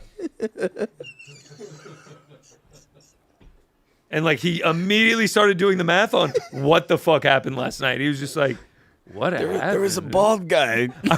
I pray to God that he was already that hammered, and then someone was like, let's go to the Magic Castle, and he doesn't remember anything of it. Like he was so fucked up. And then about 3 hours later, like as we're getting ready to wind up, we're about to go down some stairs, and then like sure enough, here comes this dude sauntering up the stairs, and like there's no balance at this point. He sees me and he's just like holy shit. And I just looked at him and I just kept walking. I was like, you didn't say anything? I can't engage with this dude. That's your number one fan. Honestly, though, bro, he was doing it right. If we didn't have the show Was today, he? That's how you'd want to do it? Maybe not to that point, but like he was doing it right. Like just go there, just fucking rip some drinks and have a fantastic time. We obviously had the show today. We had to get up early, so you know, just 7 or 8 drinks for New York Rick at the castle. Also, didn't you drive home? He certainly rolled through a few stop signs. That was the actual rolling magic stop? of the night. I mean, think about California rolling stops. That was the true magic of the night. Rick being able to drive home after 7 federal fucking prison. What were you drinking? Magical martinis? Who's to check? No, it was Chris something. Chris with a K.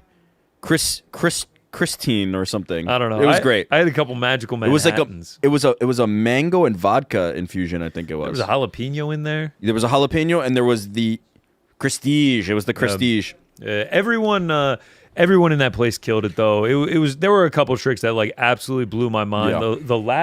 The last girl that we did right before we left. She's like pretty big on social media. I was looking her up after the show. She has that look about her. Like she was cool with the blazer and the sunglasses, and she was young. Like it felt like she was a little bit apathetic. Didn't really want to be there, but also doing the thing. She did a magic trick where like we all had to take out our calculators and do this math where she would just poll the audience. I got asked once, she was like, say a year that's significant to you. I was like, oh yeah, 1993. That's when I was born, blah, blah, blah. A couple people there said Andy too. Yeah, Andy said one. We just all said random numbers, and then a woman like blindly hit a bunch of numbers, and we did the math problem, and it came out to this 514261238. And I was like, what does this even mean? And she was like, oh yeah, like there's the math on it, wrote it on a whiteboard. She's like, oh, but no one gives a fuck about math. You want to come here to be amazed because today is 514 May 14th. 2026. 2026 is the year, and the time is exactly 12:38 a.m. And sure enough, all of that was true. And I was like, oh my fucking God. It was incredible though. There were some celebrities walking around. We saw Aquafina. Who's to check? Aquafina in the crowd. Who's to check? I am to check. I saw it. I'm the one that You saw said it. celebrities. Was there another one? The boys in the back. Oh, okay. Mysterious Frank. The lads Jordan in Los saw Angeles. Jeff Daniels. Jeff Daniels was there. Wow. Wait, what? Might not have been Jeff Daniels. Okay, it wasn't Jeff okay, Daniels. all right. So. Yeah. Oh yeah. Oh, yeah, you were yeah. high, huh? I forgot, bro. Jordan came packing the fatty boom baddies, bro. He was like, "You want to smoke this on air?" I was like, "Nah, I think Zeus wouldn't like that if we smoked him." But yeah, we're rolling PRJs here in the cribbo. Hantavirus. Who's the bug? How did hantavirus spread? Well, they were at a studio in Los Angeles, and then patient zero smoked the joint out, and everyone got sick. So yeah, Jordan got high and thought he saw Jeff Daniels. It was a great time had by all. Shout out to Ian Michael. Shout out to all the magicians there. Ian Michael Scheller, incredible magician. Did some private tricks for us. Had some of the house magician come in and show us some tricks as well. Can't recommend enough. If you know any members, like, it is fucking incredible. I was gonna say, if you ever find yourself in Los Angeles and you're cool enough to know a member of the magician group over at the Magic Castle, and you can get yourself in, invite only, no big deal. Y'all see them though. You should we know some people. Yeah, you should go check it out. Shout out to the Magic Castle, though. I had no idea what it was this time a week ago. Now I am its biggest fan. Biggest disappointment of the night? What? The gift shop was closed when we were leaving. I would have loved to get something going there. I thought you were saying, not going, you and that guy, you and Juliana, just the chemistry was there and nothing happened. Yeah, who said it when we walked out of there? Like the bald guy was yelling and Juliana was, gassing me up, and someone was just like, "That'd be a crazy three-way, huh?" And I was like, "Yeah, I guess, man." I don't even really know you like that. Who did say that? Someone said it when we were at the bar out of there, and they said it not in like a joking way. They were like, "Hey, man, that would be a pretty wild three-way, no?" I'm just like, yeah, man. I think the three-way with the Chinese magician who barely speaks English and the bald guy who's had 18 drinks would be an interesting experience, to say the least, man. Especially if we did it at the Magic Castle. Could have done it. Peace and love. Peace and love. Peace and love. Peace and love. We still got a Without good show. the sex. Good show planned for you. A special surprise. Another team member of Uncrowned is on his way to the studio now with a very fun local treat for us. We'll get to that later. We're also going to get to your voicemails, your super chats. But now it's time for pound rankings. We had all week to deliberate about this. We had weeks in advance before this to fit a perfect LA personified pound for pound ranking list. Really pay homage to the area. Yeah. We failed that miserably. We didn't put any sort of effort into this. We fucked it up bad. We kept being like, so what's the pound for pound? Until literally yesterday. And so what was it? We ended up going with, in honor of Gina Carano, who makes a return after 17 years away in MMA. And, in honor of her and her, she was once in Star Wars. She was a character on The Mandalorian. In honor of Gina Carano, pound for pound Star Wars character. I like it. That's a good one. Frank, take it away, brother. Yeah, we'll start with me. Then we'll go to Connor. Yep. And then Rick. Oh, look at this. It's like a video board. It is a video board. Oh. Also known as a TV. Oh. My number 5 is the main protagonist in the movie Rogue One. That's Jyn Erso. She's a daughter of the engineer who actually designed the Death Star. She starts off as a naive character, but by the end of it, she becomes like a self-sacrificial, crazy rebel, and that's what I'm here for. Shout out to Jyn Erso. Who's that, Jennifer Lawrence? No, Felicity Jones. Felicity Jones, yeah. All right. Number 4. Never heard of her. You know him, I know him as a scoundrel, but this man is so cool, they had to stick him on ice. Han Solo. Hey, my goat. This guy, he's been up to some shit, knows how to smuggle things, knows how to shoot first. If you know, you know. And here he is, just looking cool as shit. Yeah, if you know, you know. Han Solo, one of the most iconic and endearing characters in cinema history. That's a deep cut right there. The you know is if he shot first. But, yeah. I'm sure you're not familiar with that. Guys, we need a break from each other. There's a lot of hostility. I'm out of here. Oh, we know. You did a whole Frank. speech at 8 a.m. And you know who else knew? Motherfucking Yoda. He's my number 3. Go. He knew before you did. He's the greatest. Greedo shot first, by the way. Yeah. Shout out to the... Greedo did not shoot first. Yeah, he did. What are you talking about? Of course he did. Don't be silly. Coming in at number 2... Look, I don't think this guy gets enough love because he gets capped, but it's Darth Maul. I see he's already on the screen before the reveal there. Yeah, I saw that. Yeah. Oh, yeah. So cool, though. Like, got the double-sided lightsaber, fights 2 Jedi at the same time, and then gets cut into 2 pieces, which is just amazing. Now, I have to be honest to the people watching and listening. I've never actually watched the cartoon, The Clone Wars, but I hear, like, he's even bigger in those. So... I got to make bigger time size to do that. or bigger character? Just like a bigger character, like more relatable. You hear more of his backstory. All of that I'm in for, but saving it for a rainy day. You know what I mean? No. And then number 1, Anakin Skywalker is no longer. He's Darth Vader. Yeah. And he's also the number 1 pound for pound Star Wars character. I like that. Respect, man. Take it away, Connor. Pound for pound Star Wars. Look at that. Look at that. Just he's like, this is how much patience I have for you. Goaty. Love him. That's my guy. Let's keep it rolling on what some will argue is our best pound for pound list ever. Best. Who's arguing? My pound for pound character is number 5, Droopy McCool of the band at the cantina. No, I'm just kidding. I'm not gonna. From the Jizz Band? Yeah, from the Jizz Band. That or Chectono Porkins, the fat pilot. I was told I'm not going to be able to. The one with the honorable giant mentions. cheeks? Yeah. So yeah. I'm getting my honorable mentions out now. Number 5, Chewbacca. I mean, you can't live with him. You can't live without him. He's a giant beast of a man, except he's not a man. He's got a sick crossbow. How can you not like Chewie? You guys got any good Chewie noises? I know you got one up your sleeve, Shranky. Shranky? Who the fuck is Shranky? How long have we been on the air for, man? It's time for us to get the fuck out of this town. I told Casey, we were walking around LA yesterday. He's just like, yeah, man, I really love LA. I was like, yeah, it's not a bad little town. He took offense to that. I big leagued him with our New York propaganda. It's a nice little town here. Never apologize. Either for way, that. Chewy. Yeah. That wasn't That wasn't bad. New drop, Frank? Chewy, is that you? Chewy. Okay, no, that sounds. What is this? A mating call for Chewy? We got a projector in here. I didn't even see that. We could have capitalized on that. Number 4, my goat and yours. But somehow number 4. Padme. If you grew up in the early 2000s and you're an actual true Star Wars historian and you recognize Episode 1 as the best, childhood crush, shout out to her. Look at that.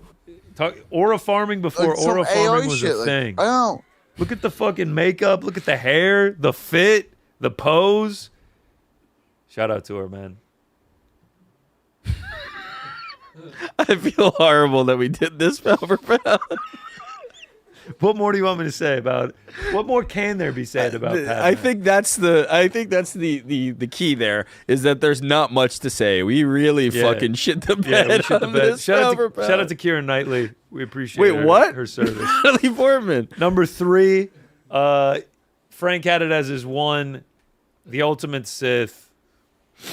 Except not actually because he's number 3. Because you have 2 more above him. Darth Vader, baby. Woo! The GOAT, number Luke, 4. I'm your father. Yep, bro. Banged your mom. Deal with it.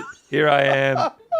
Aura farming, Mog, red lightsaber. Well, all right. What is your favorite Darth Vader quote? He's got some bangers, man. And if Like, I had the Emperor is not as forgiving as I am. Yeah. That's like a. Yeah, for sure. For sure. I really like the. That one's fire. The old too. Jackman. Yeah, shout out to him. Darth Jackman over here. Darth Jackman. Number 2, this is going to piss a lot of people off, but Okay. it's the only correct opinion.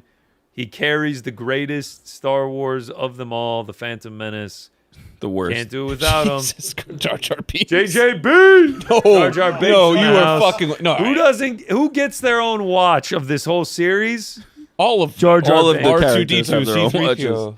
Oh, look at that with the tongue out. Bro's fucking swagging out. He's chill, bro. He's chill. I walk around, dude, when people are like, hey, what's going on? I'm Eric. I'm just like, Misa Connor Burks. And it hits every time. It Do you fucking remember hits why he every got time. exiled from his home civilization? Nah, man. I haven't seen Phantom Menace since For like being 01 shit's clumsy. ass.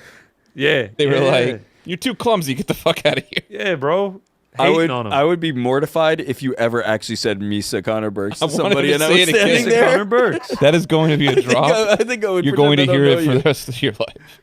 Connor, man, why are you still single? Misa Connor Burks. That's what it puts to me going on a date. Jesus. All right, I'm excited for my date. Dressed to the nines, looking good. Misa Connor Burks. Misa GC. That's what they call me on the podcast I work on. That's what they call me on the podcast I work on about MMA. Are you into it or what? All right. Number one, this one is actually serious. This is a dog shit pound for pound. But this is our worst pound for pound by far. Pretty sure Greens was pretty bad. No, this is way worse. This one is actually, I'm dead serious because he is my favorite Star Wars character, and it's not even close. That is Frank's number two, the actual OG Sith, the actual greatest of all time, Darth Maul. The red, the black face, the double-sided lightsaber, the dueling of the fates. When he whips this move out, you're fucked. Okay, but we must acknowledge, without reading the comic books or watching the cartoons, it's just because he looks cool as shit. He looks what's wrong with sick, that? bro. No, I'm just saying, we must acknowledge that. Sick music, double-sided lightsaber, story's over. He's got like the equivalent of a chopper in the Star Wars universe, and he just pulls up like the Terminator. Yeah. The man. The hood? Yeah, he's swaggy. All right, Rick, take us home and get us done with this pound. Fix this mess that we've created. Please. No, there's no fixing this. But still being in the hoodie with the sunglasses on. Ah, man, it's good. I don't think he's even going to say bye. I think it's just as soon as you I've look up, already he's gonna fucking disappear. said bye. I said I'm going to leave. Yeah. Goodbye. All right, see you, bro. You're in a constant state of bye. We kind of just don't know what's going on. All right. Mom's been talking again. Someone in the chat, Francis the Mantis. It's only been 2 hours, but this has felt like the longest episode ever. Someone said to Me too, brother. Me Someone too. said Darth Maul's got the double dildo. Jesus. All right, shout out, bro. Shout out. Let's get him out of. Get us out of What here. the fuck are we doing? What is this shit? All right. I'm using this pound for pound as an opportunity to highlight the greatest Star Wars content that has ever been created. The singular achievement in the Star Wars lore, and that is the series known as Andor. Fuck yes. So I picked all 5 of my characters from the series Andor, if for no other reason than to encourage people to go watch Andor, because it's truly the best thing that Star Wars has ever done. Okay, number 5, Deidre. She's actually the only villain, if you can call anybody that. You know, there's a lot of nope. That's definitely not Deidre. Nope. The one with the white blonde hair. The worst pound for pound of all time gets even worse. Nope. That ain't her. Let's see if we can get a good photo of her. Just use your mind's eye, people at home. She's got a hat. She's got a hat on. What's Anyway, number 4, man? Deidre. You know what? Let's just do that. What's your number 4, Deidre, man? Shout out Deidre. Number 4. Number 4. We're losing Cassian. viewers by the fucking Number 4, minute. Cassian. Shout out Cassian. Number 3. Clea. Clea is number 3. Number 2, Mon Mothma. Shout out. Number 1, Luthen. Yeah, that was it, man. Fuck, Andor's a great series. You should check that shit out. It wasn't well represented in this specific segment, but it's really really strong. I knew what you were getting at, Yeah. and he's not wrong. Like I was I cashed the check on Star Wars just like Lucas did, and then EJ said like, hey man, if you care about Star Wars at all, you got to watch Andor. Some of the best, 20 hours of my life. Yeah, thank you. Absolutely incredible. I need to watch it as well. You guys have been telling me for a minute. I actually do need to watch that. That's It's actually my next show. insulting that you haven't watched. 2 seasons. Get the fuck out of here, Frank. Get out now, man. The amount of movie recs I've made. I gotta go read Project Hail Mary. You've never lived up to any of them. All right, so that's the pound for pound. I have actually not heard of a single character on Rick's list. Mon Mothma is in the Ridge. I've heard of a Ridge Tridge. Are you not a Star Wars fan? I've heard of a few of Frank's, and then mine is clearly the only correct one on that list. Dude, I'm getting some flack for the Fumi Nukta pronunciation. Still? And I'm saying it again. Someone tweeted at me, Fumi Nukta. That's obviously how I said it phonetically. Worst pronunciation I've heard in a while. And I just want to take this time to apologize to not only Fumi, but also Nukta. Now you fucked up his first name too. Jesus Christ. Nah, he's going to get the dub on Saturday. Disingenuous. I believe it. I'm apologizing. My I'm big sorry, issue Fumi. with this episode I'm just gonna has call him actually been Turbo. your pronunciation for sure. Fighting out of Longo's MMA, we got to support New York kid. I'm just going to start calling him Turbo so I stop fucking up his name. All right. That is pound for pound Star Wars. We apologize. That's about all I can say. No, they deserve this. Who the fuck is we? Many apologies going around. Frankie, all the way out in Los Angeles, do we still get service? Do we got any voicemails, brother?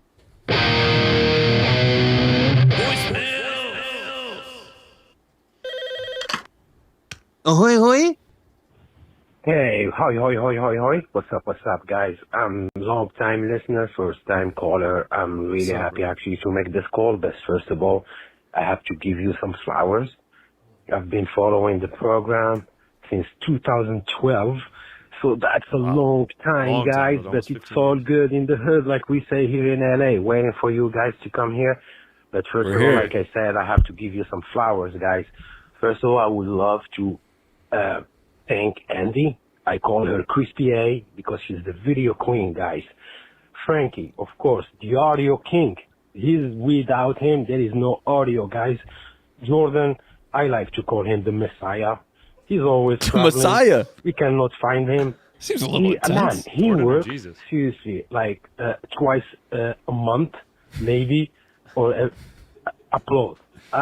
Really, you're good, man.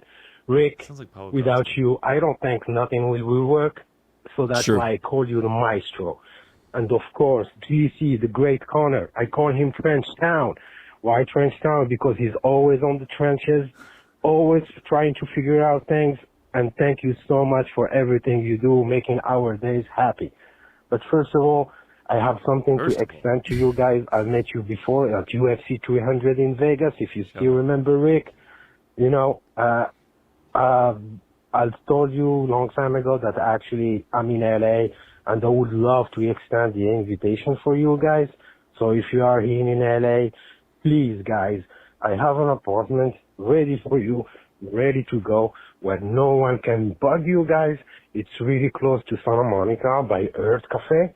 You can find it like on Main Street in Santa Monica. If you are interested, guys, please leave me a voicemail. No, I'm just kidding. I'm going to text you, Rick, or I'm going to actually, if GC has the honor to add me on his Instagram, it will be cool. But please, I would love to extend the invitation again for you guys. You are more than welcome anytime you come here. So, and thank you again for making our lives easier and happier with your program. Peace. Peace, brother. Thank you so much for the call. We appreciate all the support. We going to the apartment or what? That's so sweet. Fuck no, man. Fuck Connor. No, that was a very nice offer from him. We have a hotel. Jordan the Messiah. Crazy work. We really do appreciate all the support, man. Thank you so much. I hope you can hear me because I'm in this loud ass. No, we heard you, bro. 250. But, yeah, we heard you, man. We can't even hear you. This is Yavit from Charleston. I'm the one with Hamza tattooed on my leg, and oh fuck! I'm headed home on a loss. Oh, want to drive this bitch into a tree, but you know, whatever. I guess it's time for my boy to bump up. But GC called me a liar, said I don't have the tattoo on my leg. I do. I'm pretty stay pretty on him. Stay on him. So hope I make it to the Monday show. Same. Yeah. I feel his pain. Yeah, man. Yeah. You got Hamza tattooed on your whole fucking thigh. He's about to drive it into the tree. Be careful. I don't blame him. Be careful. That's tough, man. That's tough. Hamza will be back. All will be well. The tattoo will have paid off. It's all good. Paid off in what way? He's going to be one of the greatest champions in UFC history. It's going to be tribute. It's going to be a tribute to him on his leg. It's incredible. You don't see me walking around with Steve Jolly tattooed on my ass, but he's my favorite Galaxy player of all time. What's his name? Steve Jolly? Zeus, we're so sorry, man. It's our bobblehead, bro. Holy fuck, boys. I'm so sorry. It's Brandon from Melbourne. Oh, I got to say sorry to Frank because I was actually going to come in here and complain that my voice message didn't get on before UFC Perth. And I'm an Aussie and I was explaining about the start of the fight cards, etc. But I just fucked up a voice message, cancelled it, and then I was just doing another one. And West then Coast. went too long and got cut off. So I want to say sorry for that. But I can't believe this AFL talk. My job, I'm a turf manager, a groundkeeper. I look after AFL training ovals. Sick. I look after North Melbourne, Geelong, you guys call it Geelong. Geelong. I look after fucking Essendon and Hawthorn. And I just did Essendon and it was fucking awesome. Anyway, I just can't believe you guys are talking about AFL. Don't listen to that guy talking about State of Origin. That's rugby. It's fucking shit. You'll be so bored. Get onto the AFL. You're right. I keep hearing this talk about PT wants a team, PT wants a jersey. I'm your man. I'll go for North Melbourne. I look after their ground as well. We've been a struggling team for the last 10 years. We're not a rich club. We do have a lot of history, been around a long time. But we're not a rich, big club.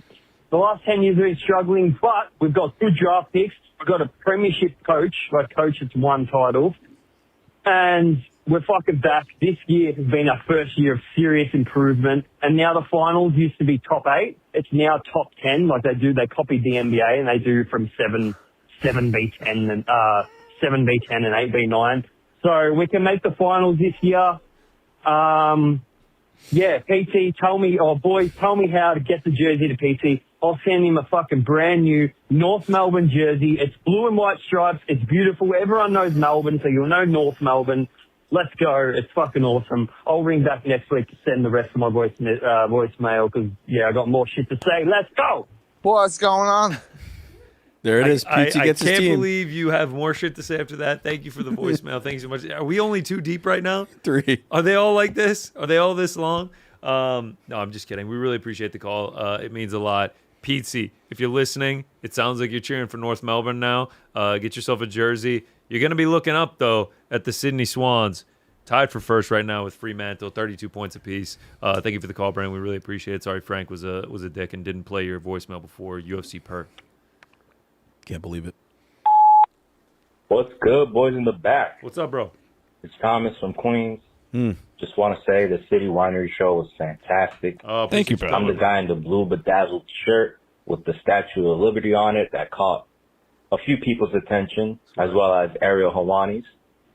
I was able to ask him a question, and he said my shirt was beautiful, but Connor had the best shirt of the night. I thought I did. Guy's a D1 Glazer. New Jersey Devils shirt. 1995. I love seeing New York Rick in action as I was waiting on the stairwell just to get in the show. He ran downstairs, picked up Dustin Poirier. I wanted to say hi to Rick, but he was too locked in, so That's that bullshit. I need to leave him alone then from the stories I hear on y'all show. But I was able to say hello after the show, man. Not right now. Rick is amazing. He's such a great guy.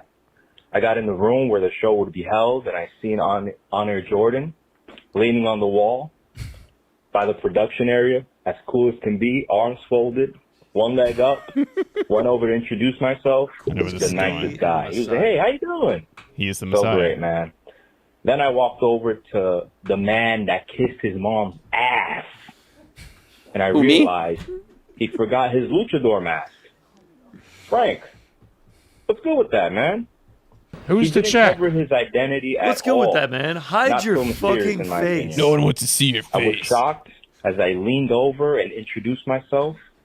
At that moment, I felt like an idiot because he was locked in as well, talking to somebody on his headset. Yeah, we have jobs. Frank gave me the King Baldwin hand-up treatment with a little bit of, give me a fucking break.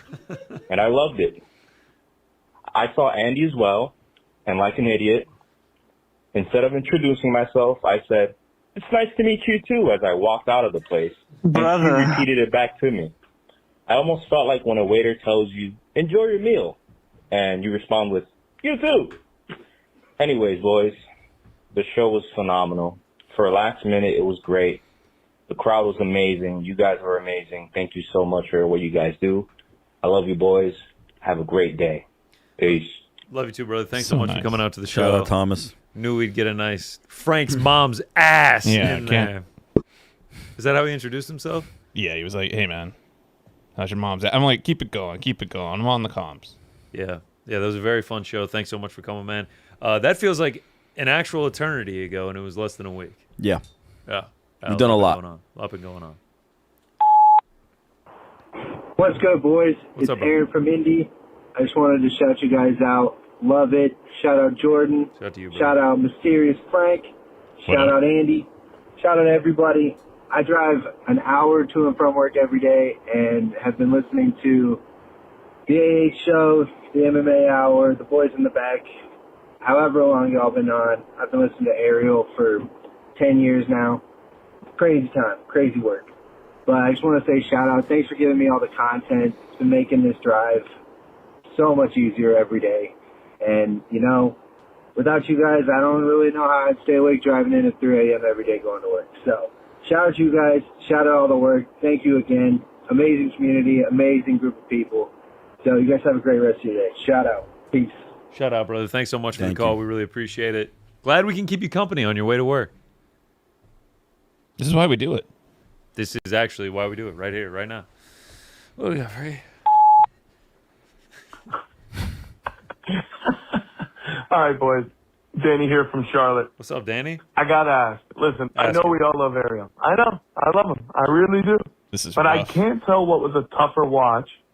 Him trying to talk and scarf down that In-N-Out burger or him doing squats in the studio. I'm just not sure what was a harder watch. I mean, it was just classic Arielisms. Unbelievable. Somebody give me your vote. I mean, can we get a top 5 pound for pound Ariel funniest moments? I mean, it would absolutely feed families. Love you guys. Talk soon. If you only knew the list that we have that isn't on air. The offline list. The offline list. Unfortunately, we cannot speak. If I speak, I am in trouble.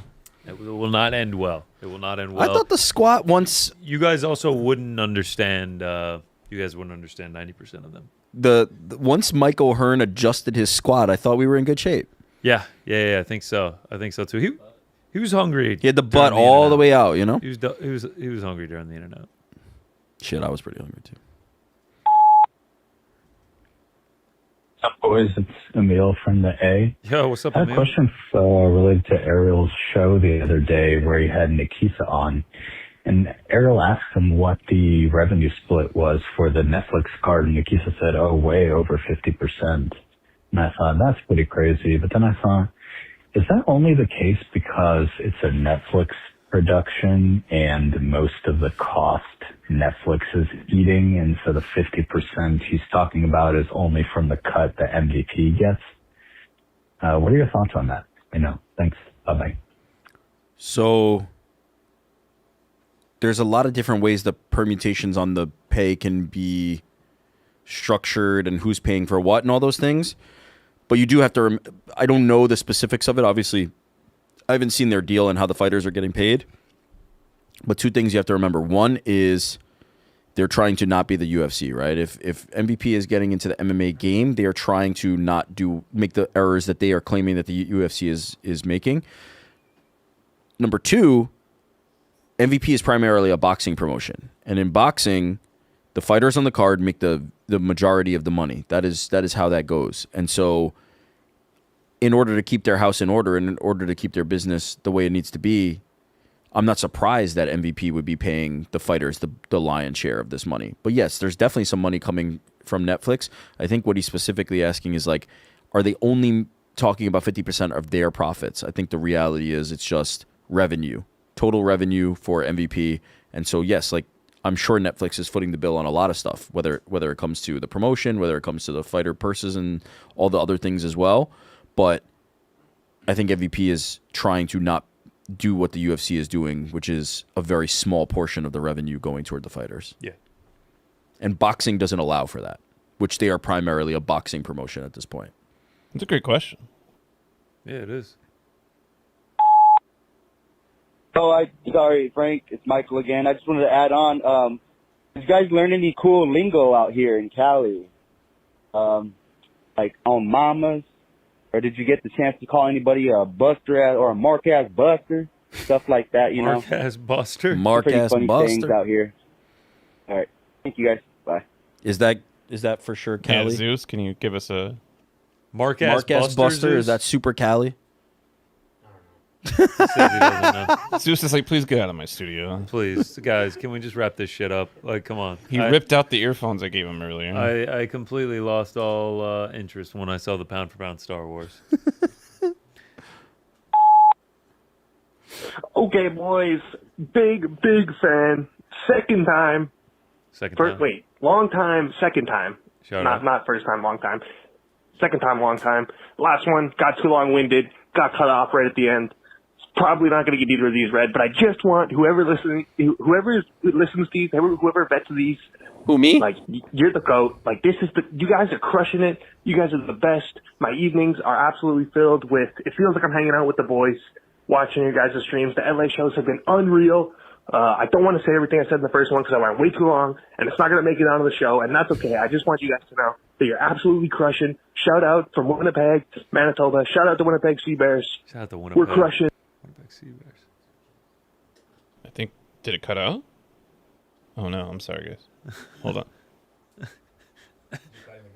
I think that might have just been the end of it, no? I don't think that was the absolutely crushing. Oh, there we go. Shout out from Winnipeg, Manitoba. Shout out to Winnipeg Sea Bears. Early. We're crushing. And I'll send you some merch. We'll get you guys on the.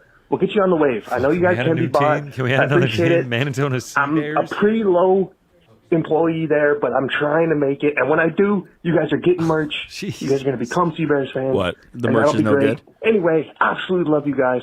Have a wonderful evening. Have a blessed evening. All the Frankie drops in the world are the best.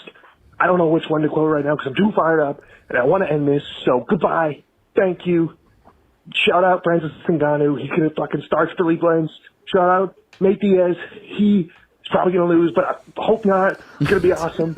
And Ronda Rousey by armbar. Cash it in. Cash it. I wonder what the exact is. GC, get on that. Okay. Thank you guys. Much love. See y'all tomorrow night. See you tomorrow night, bro. I actually don't know. My man. So we're definitely not going to see you tomorrow night. Shout out to the Sea Bears, though. The Manitoba Sea Bears, Winnipeg Sea Bears. This is a Canadian basketball league team. I'm in. I'm not. I am in on the Manitoba. You're not? I am in on the Manitoba Moose, though. Winnipeg Sea Bears. I mean, their shit's kind of fire. Nice teal color. I don't have the wherewithal right now. I don't have the mental capacity to add another team, and it definitely can't be a fucking Canadian basketball. Now, when you say you don't team. have the mental capacity right now, are you talking about just in your life, or are you talking about in this shit show that we're just kind of like in right now? We do not have the capacity. Yeah, shout out to the Manitoba Sea Bears. Shout out to that call. Really appreciate you, brother. Hey guys, it's Cruz. So yay, you made it to a Dodgers game. Go Dodgers. Yeah. Did anyone pick up an extra bobblehead by chance? But props to Helwani, talking to the people. That was cool.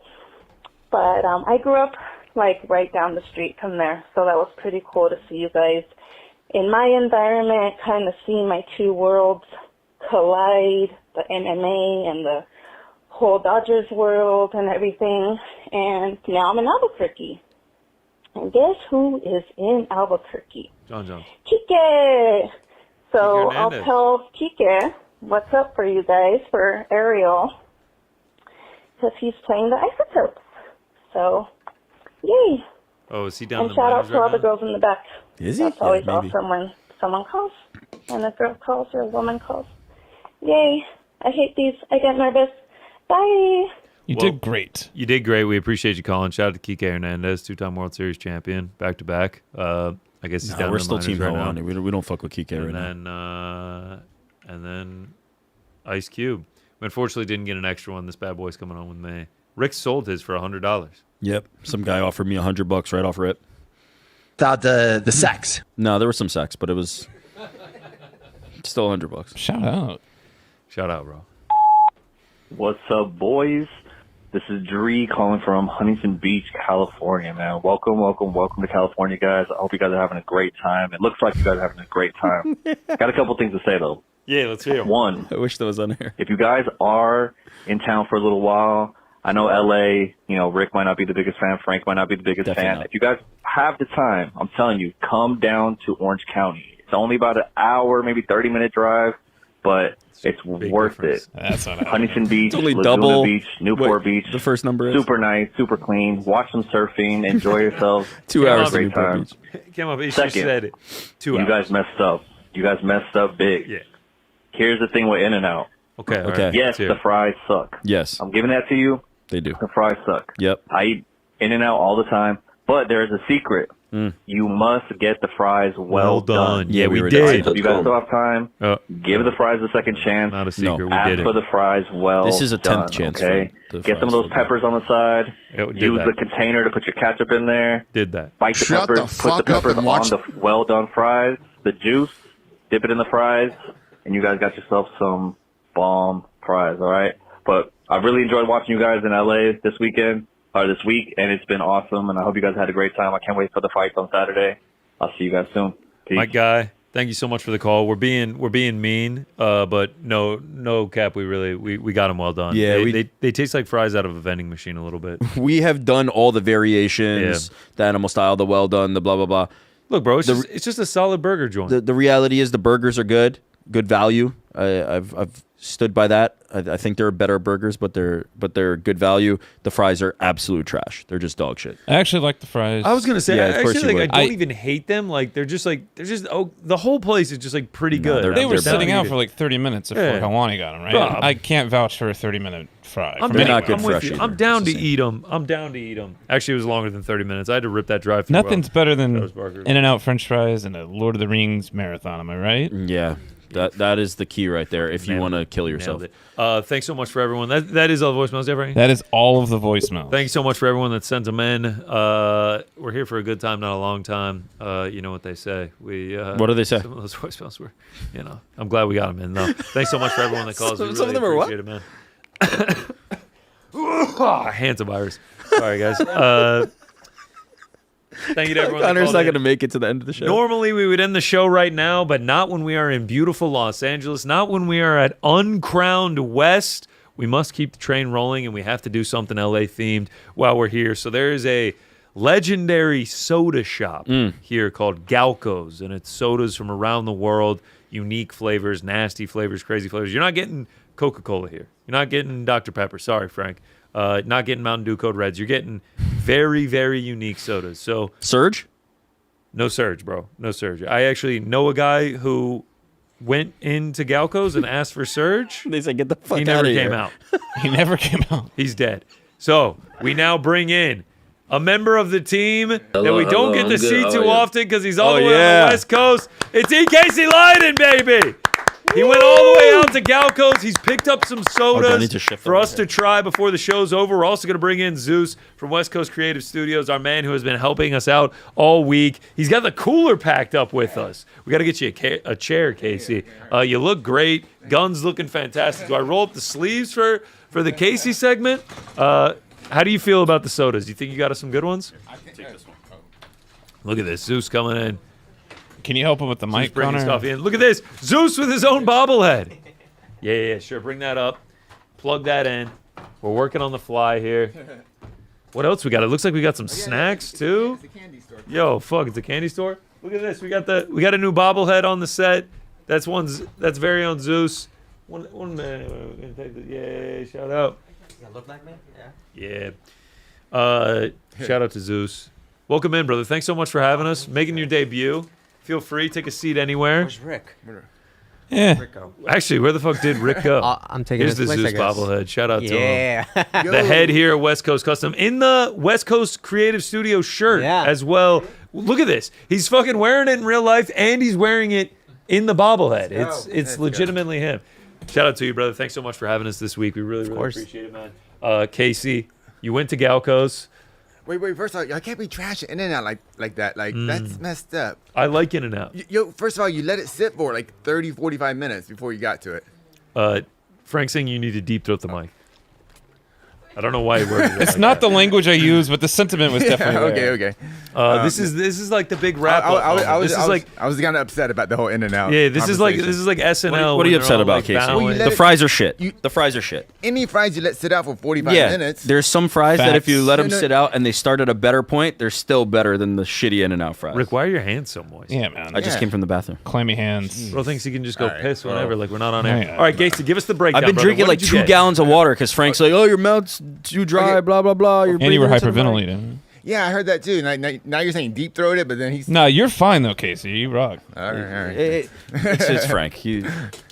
We don't really. Okay, really first, okay, I went to Galco's. It's a local, I don't know, a soda shop, and they got lots of candy and every soda from across the world. But I picked up some candies for you.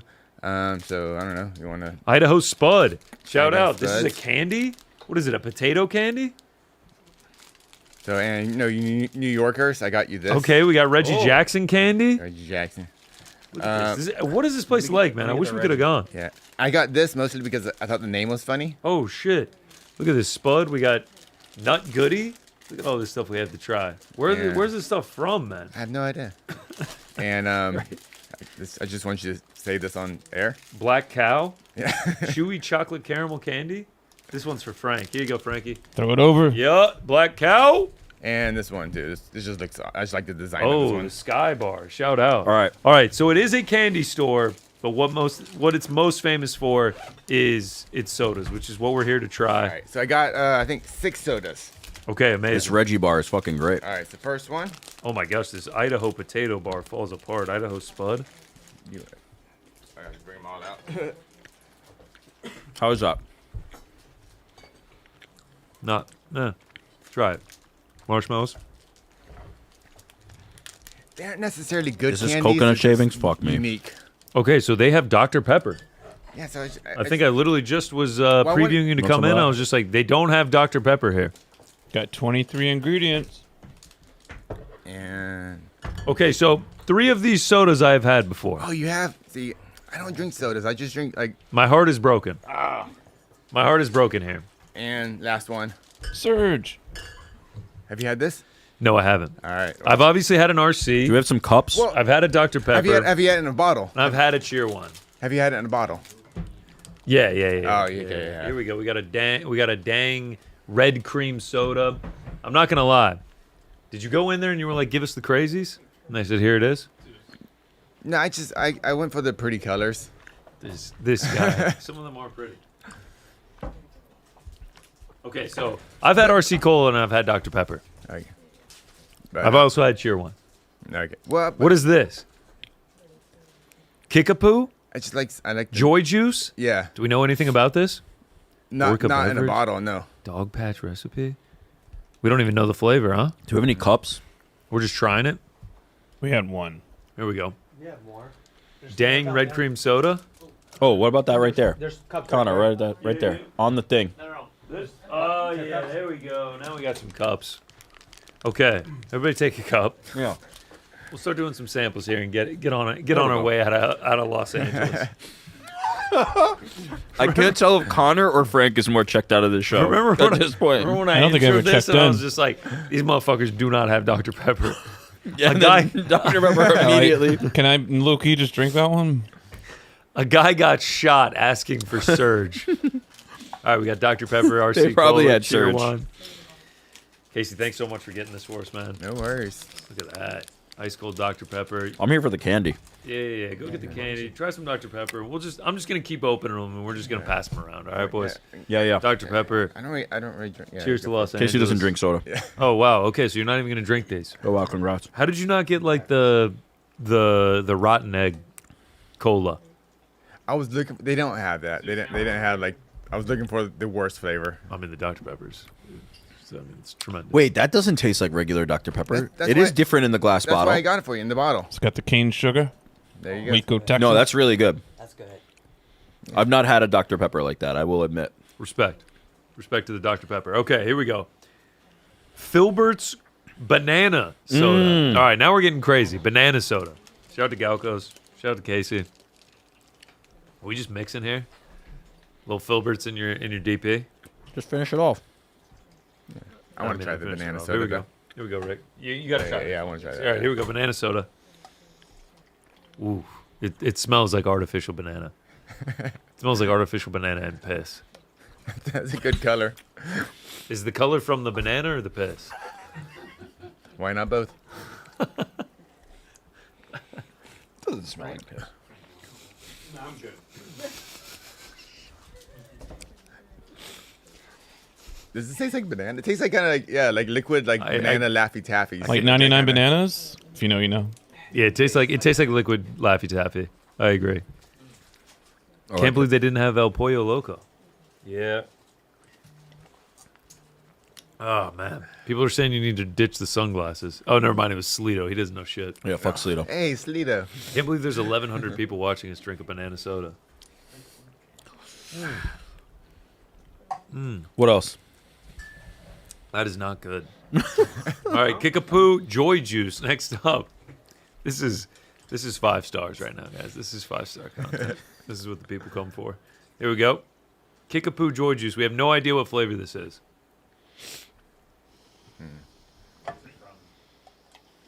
I have no idea either. I don't know the breakdown of any of these. Let me see the bottle. Yep. Kickapoo Joy Juice. Kickapoo Joy Juice. Here we go. Citrus flavored. Where it's bottled. It doesn't say like origin. Yeah. Los Angeles. It was inspired by a fictional moonshine from Lil Abner comic strip. Oh yeah, similar shout out. to Mountain Dew. All right, let's taste it. It's in the Mountain Dew family. It's Mountain Dew. Mountain Dew, yeah. What do we think, Zeus? Yeah, it tastes like Mountain Dew for sure. No doubt. A little bit of Mountain Dew. I've had Mountain Dew since like middle school. Shout out. Shout out. Get that kick. See what other candy I can eat. All right, guys, I got a flight to get to. We should try. All right. Oh, there's different flavors in the sky. Let's rip these last 3 quick. Got a couple super chats. Here we go. Red cream soda. Let's go ahead and pull the super chats up right now. Let's go ahead. Pull those up right now. Connor just Red cream switched his soda. flight to Frank's. No, I switched my flight to Jordan's tonight. I ain't going to the fights anymore, bro. Sunny Chung 860 at MF. That's me. Are you going to the Greek tonight? MJK and crew were amazing in San Diego last night. Thinking about taking the train up to MVP 1. I think we got to go. I'm missing out on the Pussifer show tonight. Couldn't go without my lovely wife. But I'm sure you guys will have fun at MVP 1 with the gang here. Next up is Drip Drop. No. I'm hyped for MVP 1. Hopefully we'll see him there. It'll be great. Are we going to the Greek? Get him to the Greek? Is the Greek a thing? I don't know. The Greek theater, yeah. Yeah. Greek theater, Chinese. Is it still in existence? Is it Yeah, good? Is it... Pussifer's playing there tonight. They were asking if I was going. Who's playing tonight? Oh, this Pussifer? is good. Oh. Yeah. Shout out the Full of Hell cream soda hat. one? Yeah, it's Casey. like- I love it. It's like red. You guys got the drip. Yeah, red this cream one is soda. not bad. Yeah, Casey with the Full of Hell hat on. I was Yeah. like, I feel like I've seen that before on one of Frank's hoodies. This is not bad. Red cream soda. Did you have any? I of didn't this? Wait, so the Greek's a thing? Give me that. Yeah, that one. Yes, it's a thing. Big red. Oh, Big Ray. Oh man, there's a lot of sugar in that one, huh? You going, Frank? I just answered the question that I would not be going and gave a reason why. Remember when I was like, Casey, So the Greek? Casey, get 15 sodas. For those at home that are we like- decided on like 5. I've had enough of this. Cheer wine. This is out. this is just soda, just cola. Nah, Or what? I don't know what it is. Okay, now Cherry I'm- flavored, no? Cherry cherry- flavored cherry. soda. Oh, I'm gonna try some nut goodies here. Maple Yeah, flavored. you are. I'm getting a little nauseous. Shit, you're getting a little nauseous. Is that Yeah, the just- nerves of your debut here in person on the Boys in the Back, or is it? He's done it before. Oh, the nut goodies. Wow, look at that nut goodie. That is. While Connor's enjoying a nut goodie, we're going to read this from Drip Drop 7443. Hot dogs at ballparks aren't what they used to be. I only have to wonder how old Drip Drop 7443 is that he can like compare all of the ballpark hot dogs entire history and tell you what they used to be like. They're not what they used to be. Dodger dogs. Maybe one day had a heyday. Today's not that day. Final one, RC Cola. The You guys classic. had this? Yeah, the classics. Yeah. Classic, bro. Never go out of style. You guys know what RC Cola stands for? Royal Crown. I'm not even. Shout out to them. Shout out to the Royal Crown. Cherry wine, cheer wine. Lemillion003, going off last week GC barber story, my cousin started working at a place I go to. Can I switch barbers to my cousin, or would that be a no-go? Family, I feel like flies, yeah? Family are allowed. Do you even acknowledge your previous barber? Yeah, you say, bro, my cousin started working It's my here. cousin. Is that the cousin that you were complaining about 3 cuts ago? Like, no, not the same cousin. It's just right. Okay. Is it you like it? No. What is it? RC Cola? It tastes kind of. It tastes flat already. Right? Ooh, it smells like a flat soda. Yeah, it tastes flat. It's like someone opened it. It was probably bottled 20 years Can we ago. do a ranking? Oh, okay. Pound for pound next week? No, we'll do it here. Pound for pound I think next red, week. I think red cream soda is number 1, right? Here we go. GC, put that one over. Just lost the joint. We gotta let that up. Yeah, all right. This is number 1. I'll go Dr. Pepper 2. Yes. I'll go Cheerwine 3.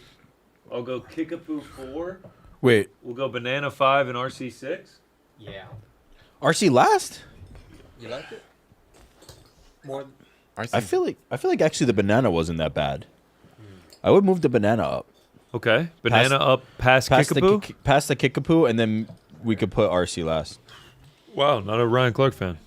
Wow. No, I mean, shout out to Ryan Clark. Legend. All right. Idaho Spud. My stomach hurts. I'm not going to lie. Bunch of different sodas. Bunch of different candies. Probably in great. It's still only 12:30 out here.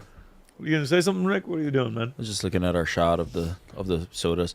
Juju Man 17 sent in a blank. Hey, it doesn't look bad. Chat. Actually, the camera work is unbelievable. Our ordering of the bottles is tough. Yeah, shout out to our camera guys. But then Juju Man 17 wrote in, said, second super chat ever, dumb, and sent Blink one before, which we did read. At the open workout, kept an eye out for GC's bald head, but alas, classic. That's press the conference or more gallivanting. Gallivanting. I'll see you at the fights. And lastly, Firefly Funhouse 1 says, the real best Star Wars character. Yeah. Bed Quadinaros. Don't know who that is. Don't know who that is either. Shout out to Boba Fett. That's another honorable Boba mention. Fett. Django? Boba Fett. Jenga? That was all the super chats. All right, thank you so much for sending in the super chats. Thank you so much for all the voicemails. We can't tell you how much we appreciate them. We got flights to catch. We got flights actually to rebook and then catch so we can get out of here. I am now, going to go enjoy Los Angeles for what it is. Zeus, thanks so much for having us, man. Zeus, anything to say to the people? Yeah, please. You guys have been amazing. It's been a great 5 days having you guys here. The whole team has been amazing, and it's just such a great opportunity to have you guys here. I'm so thankful to have you guys here, and thank you guys. And you guys have been great.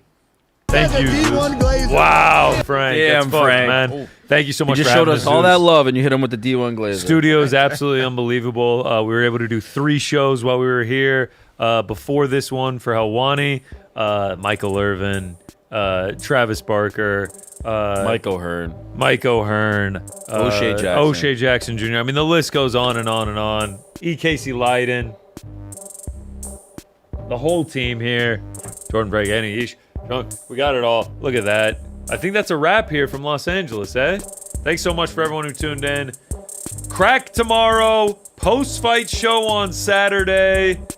Then we're back in beautiful New York City in our own home studio. That's going to do it for the lads in Los Angeles, signing off for maybe the final time. We'll see you next week.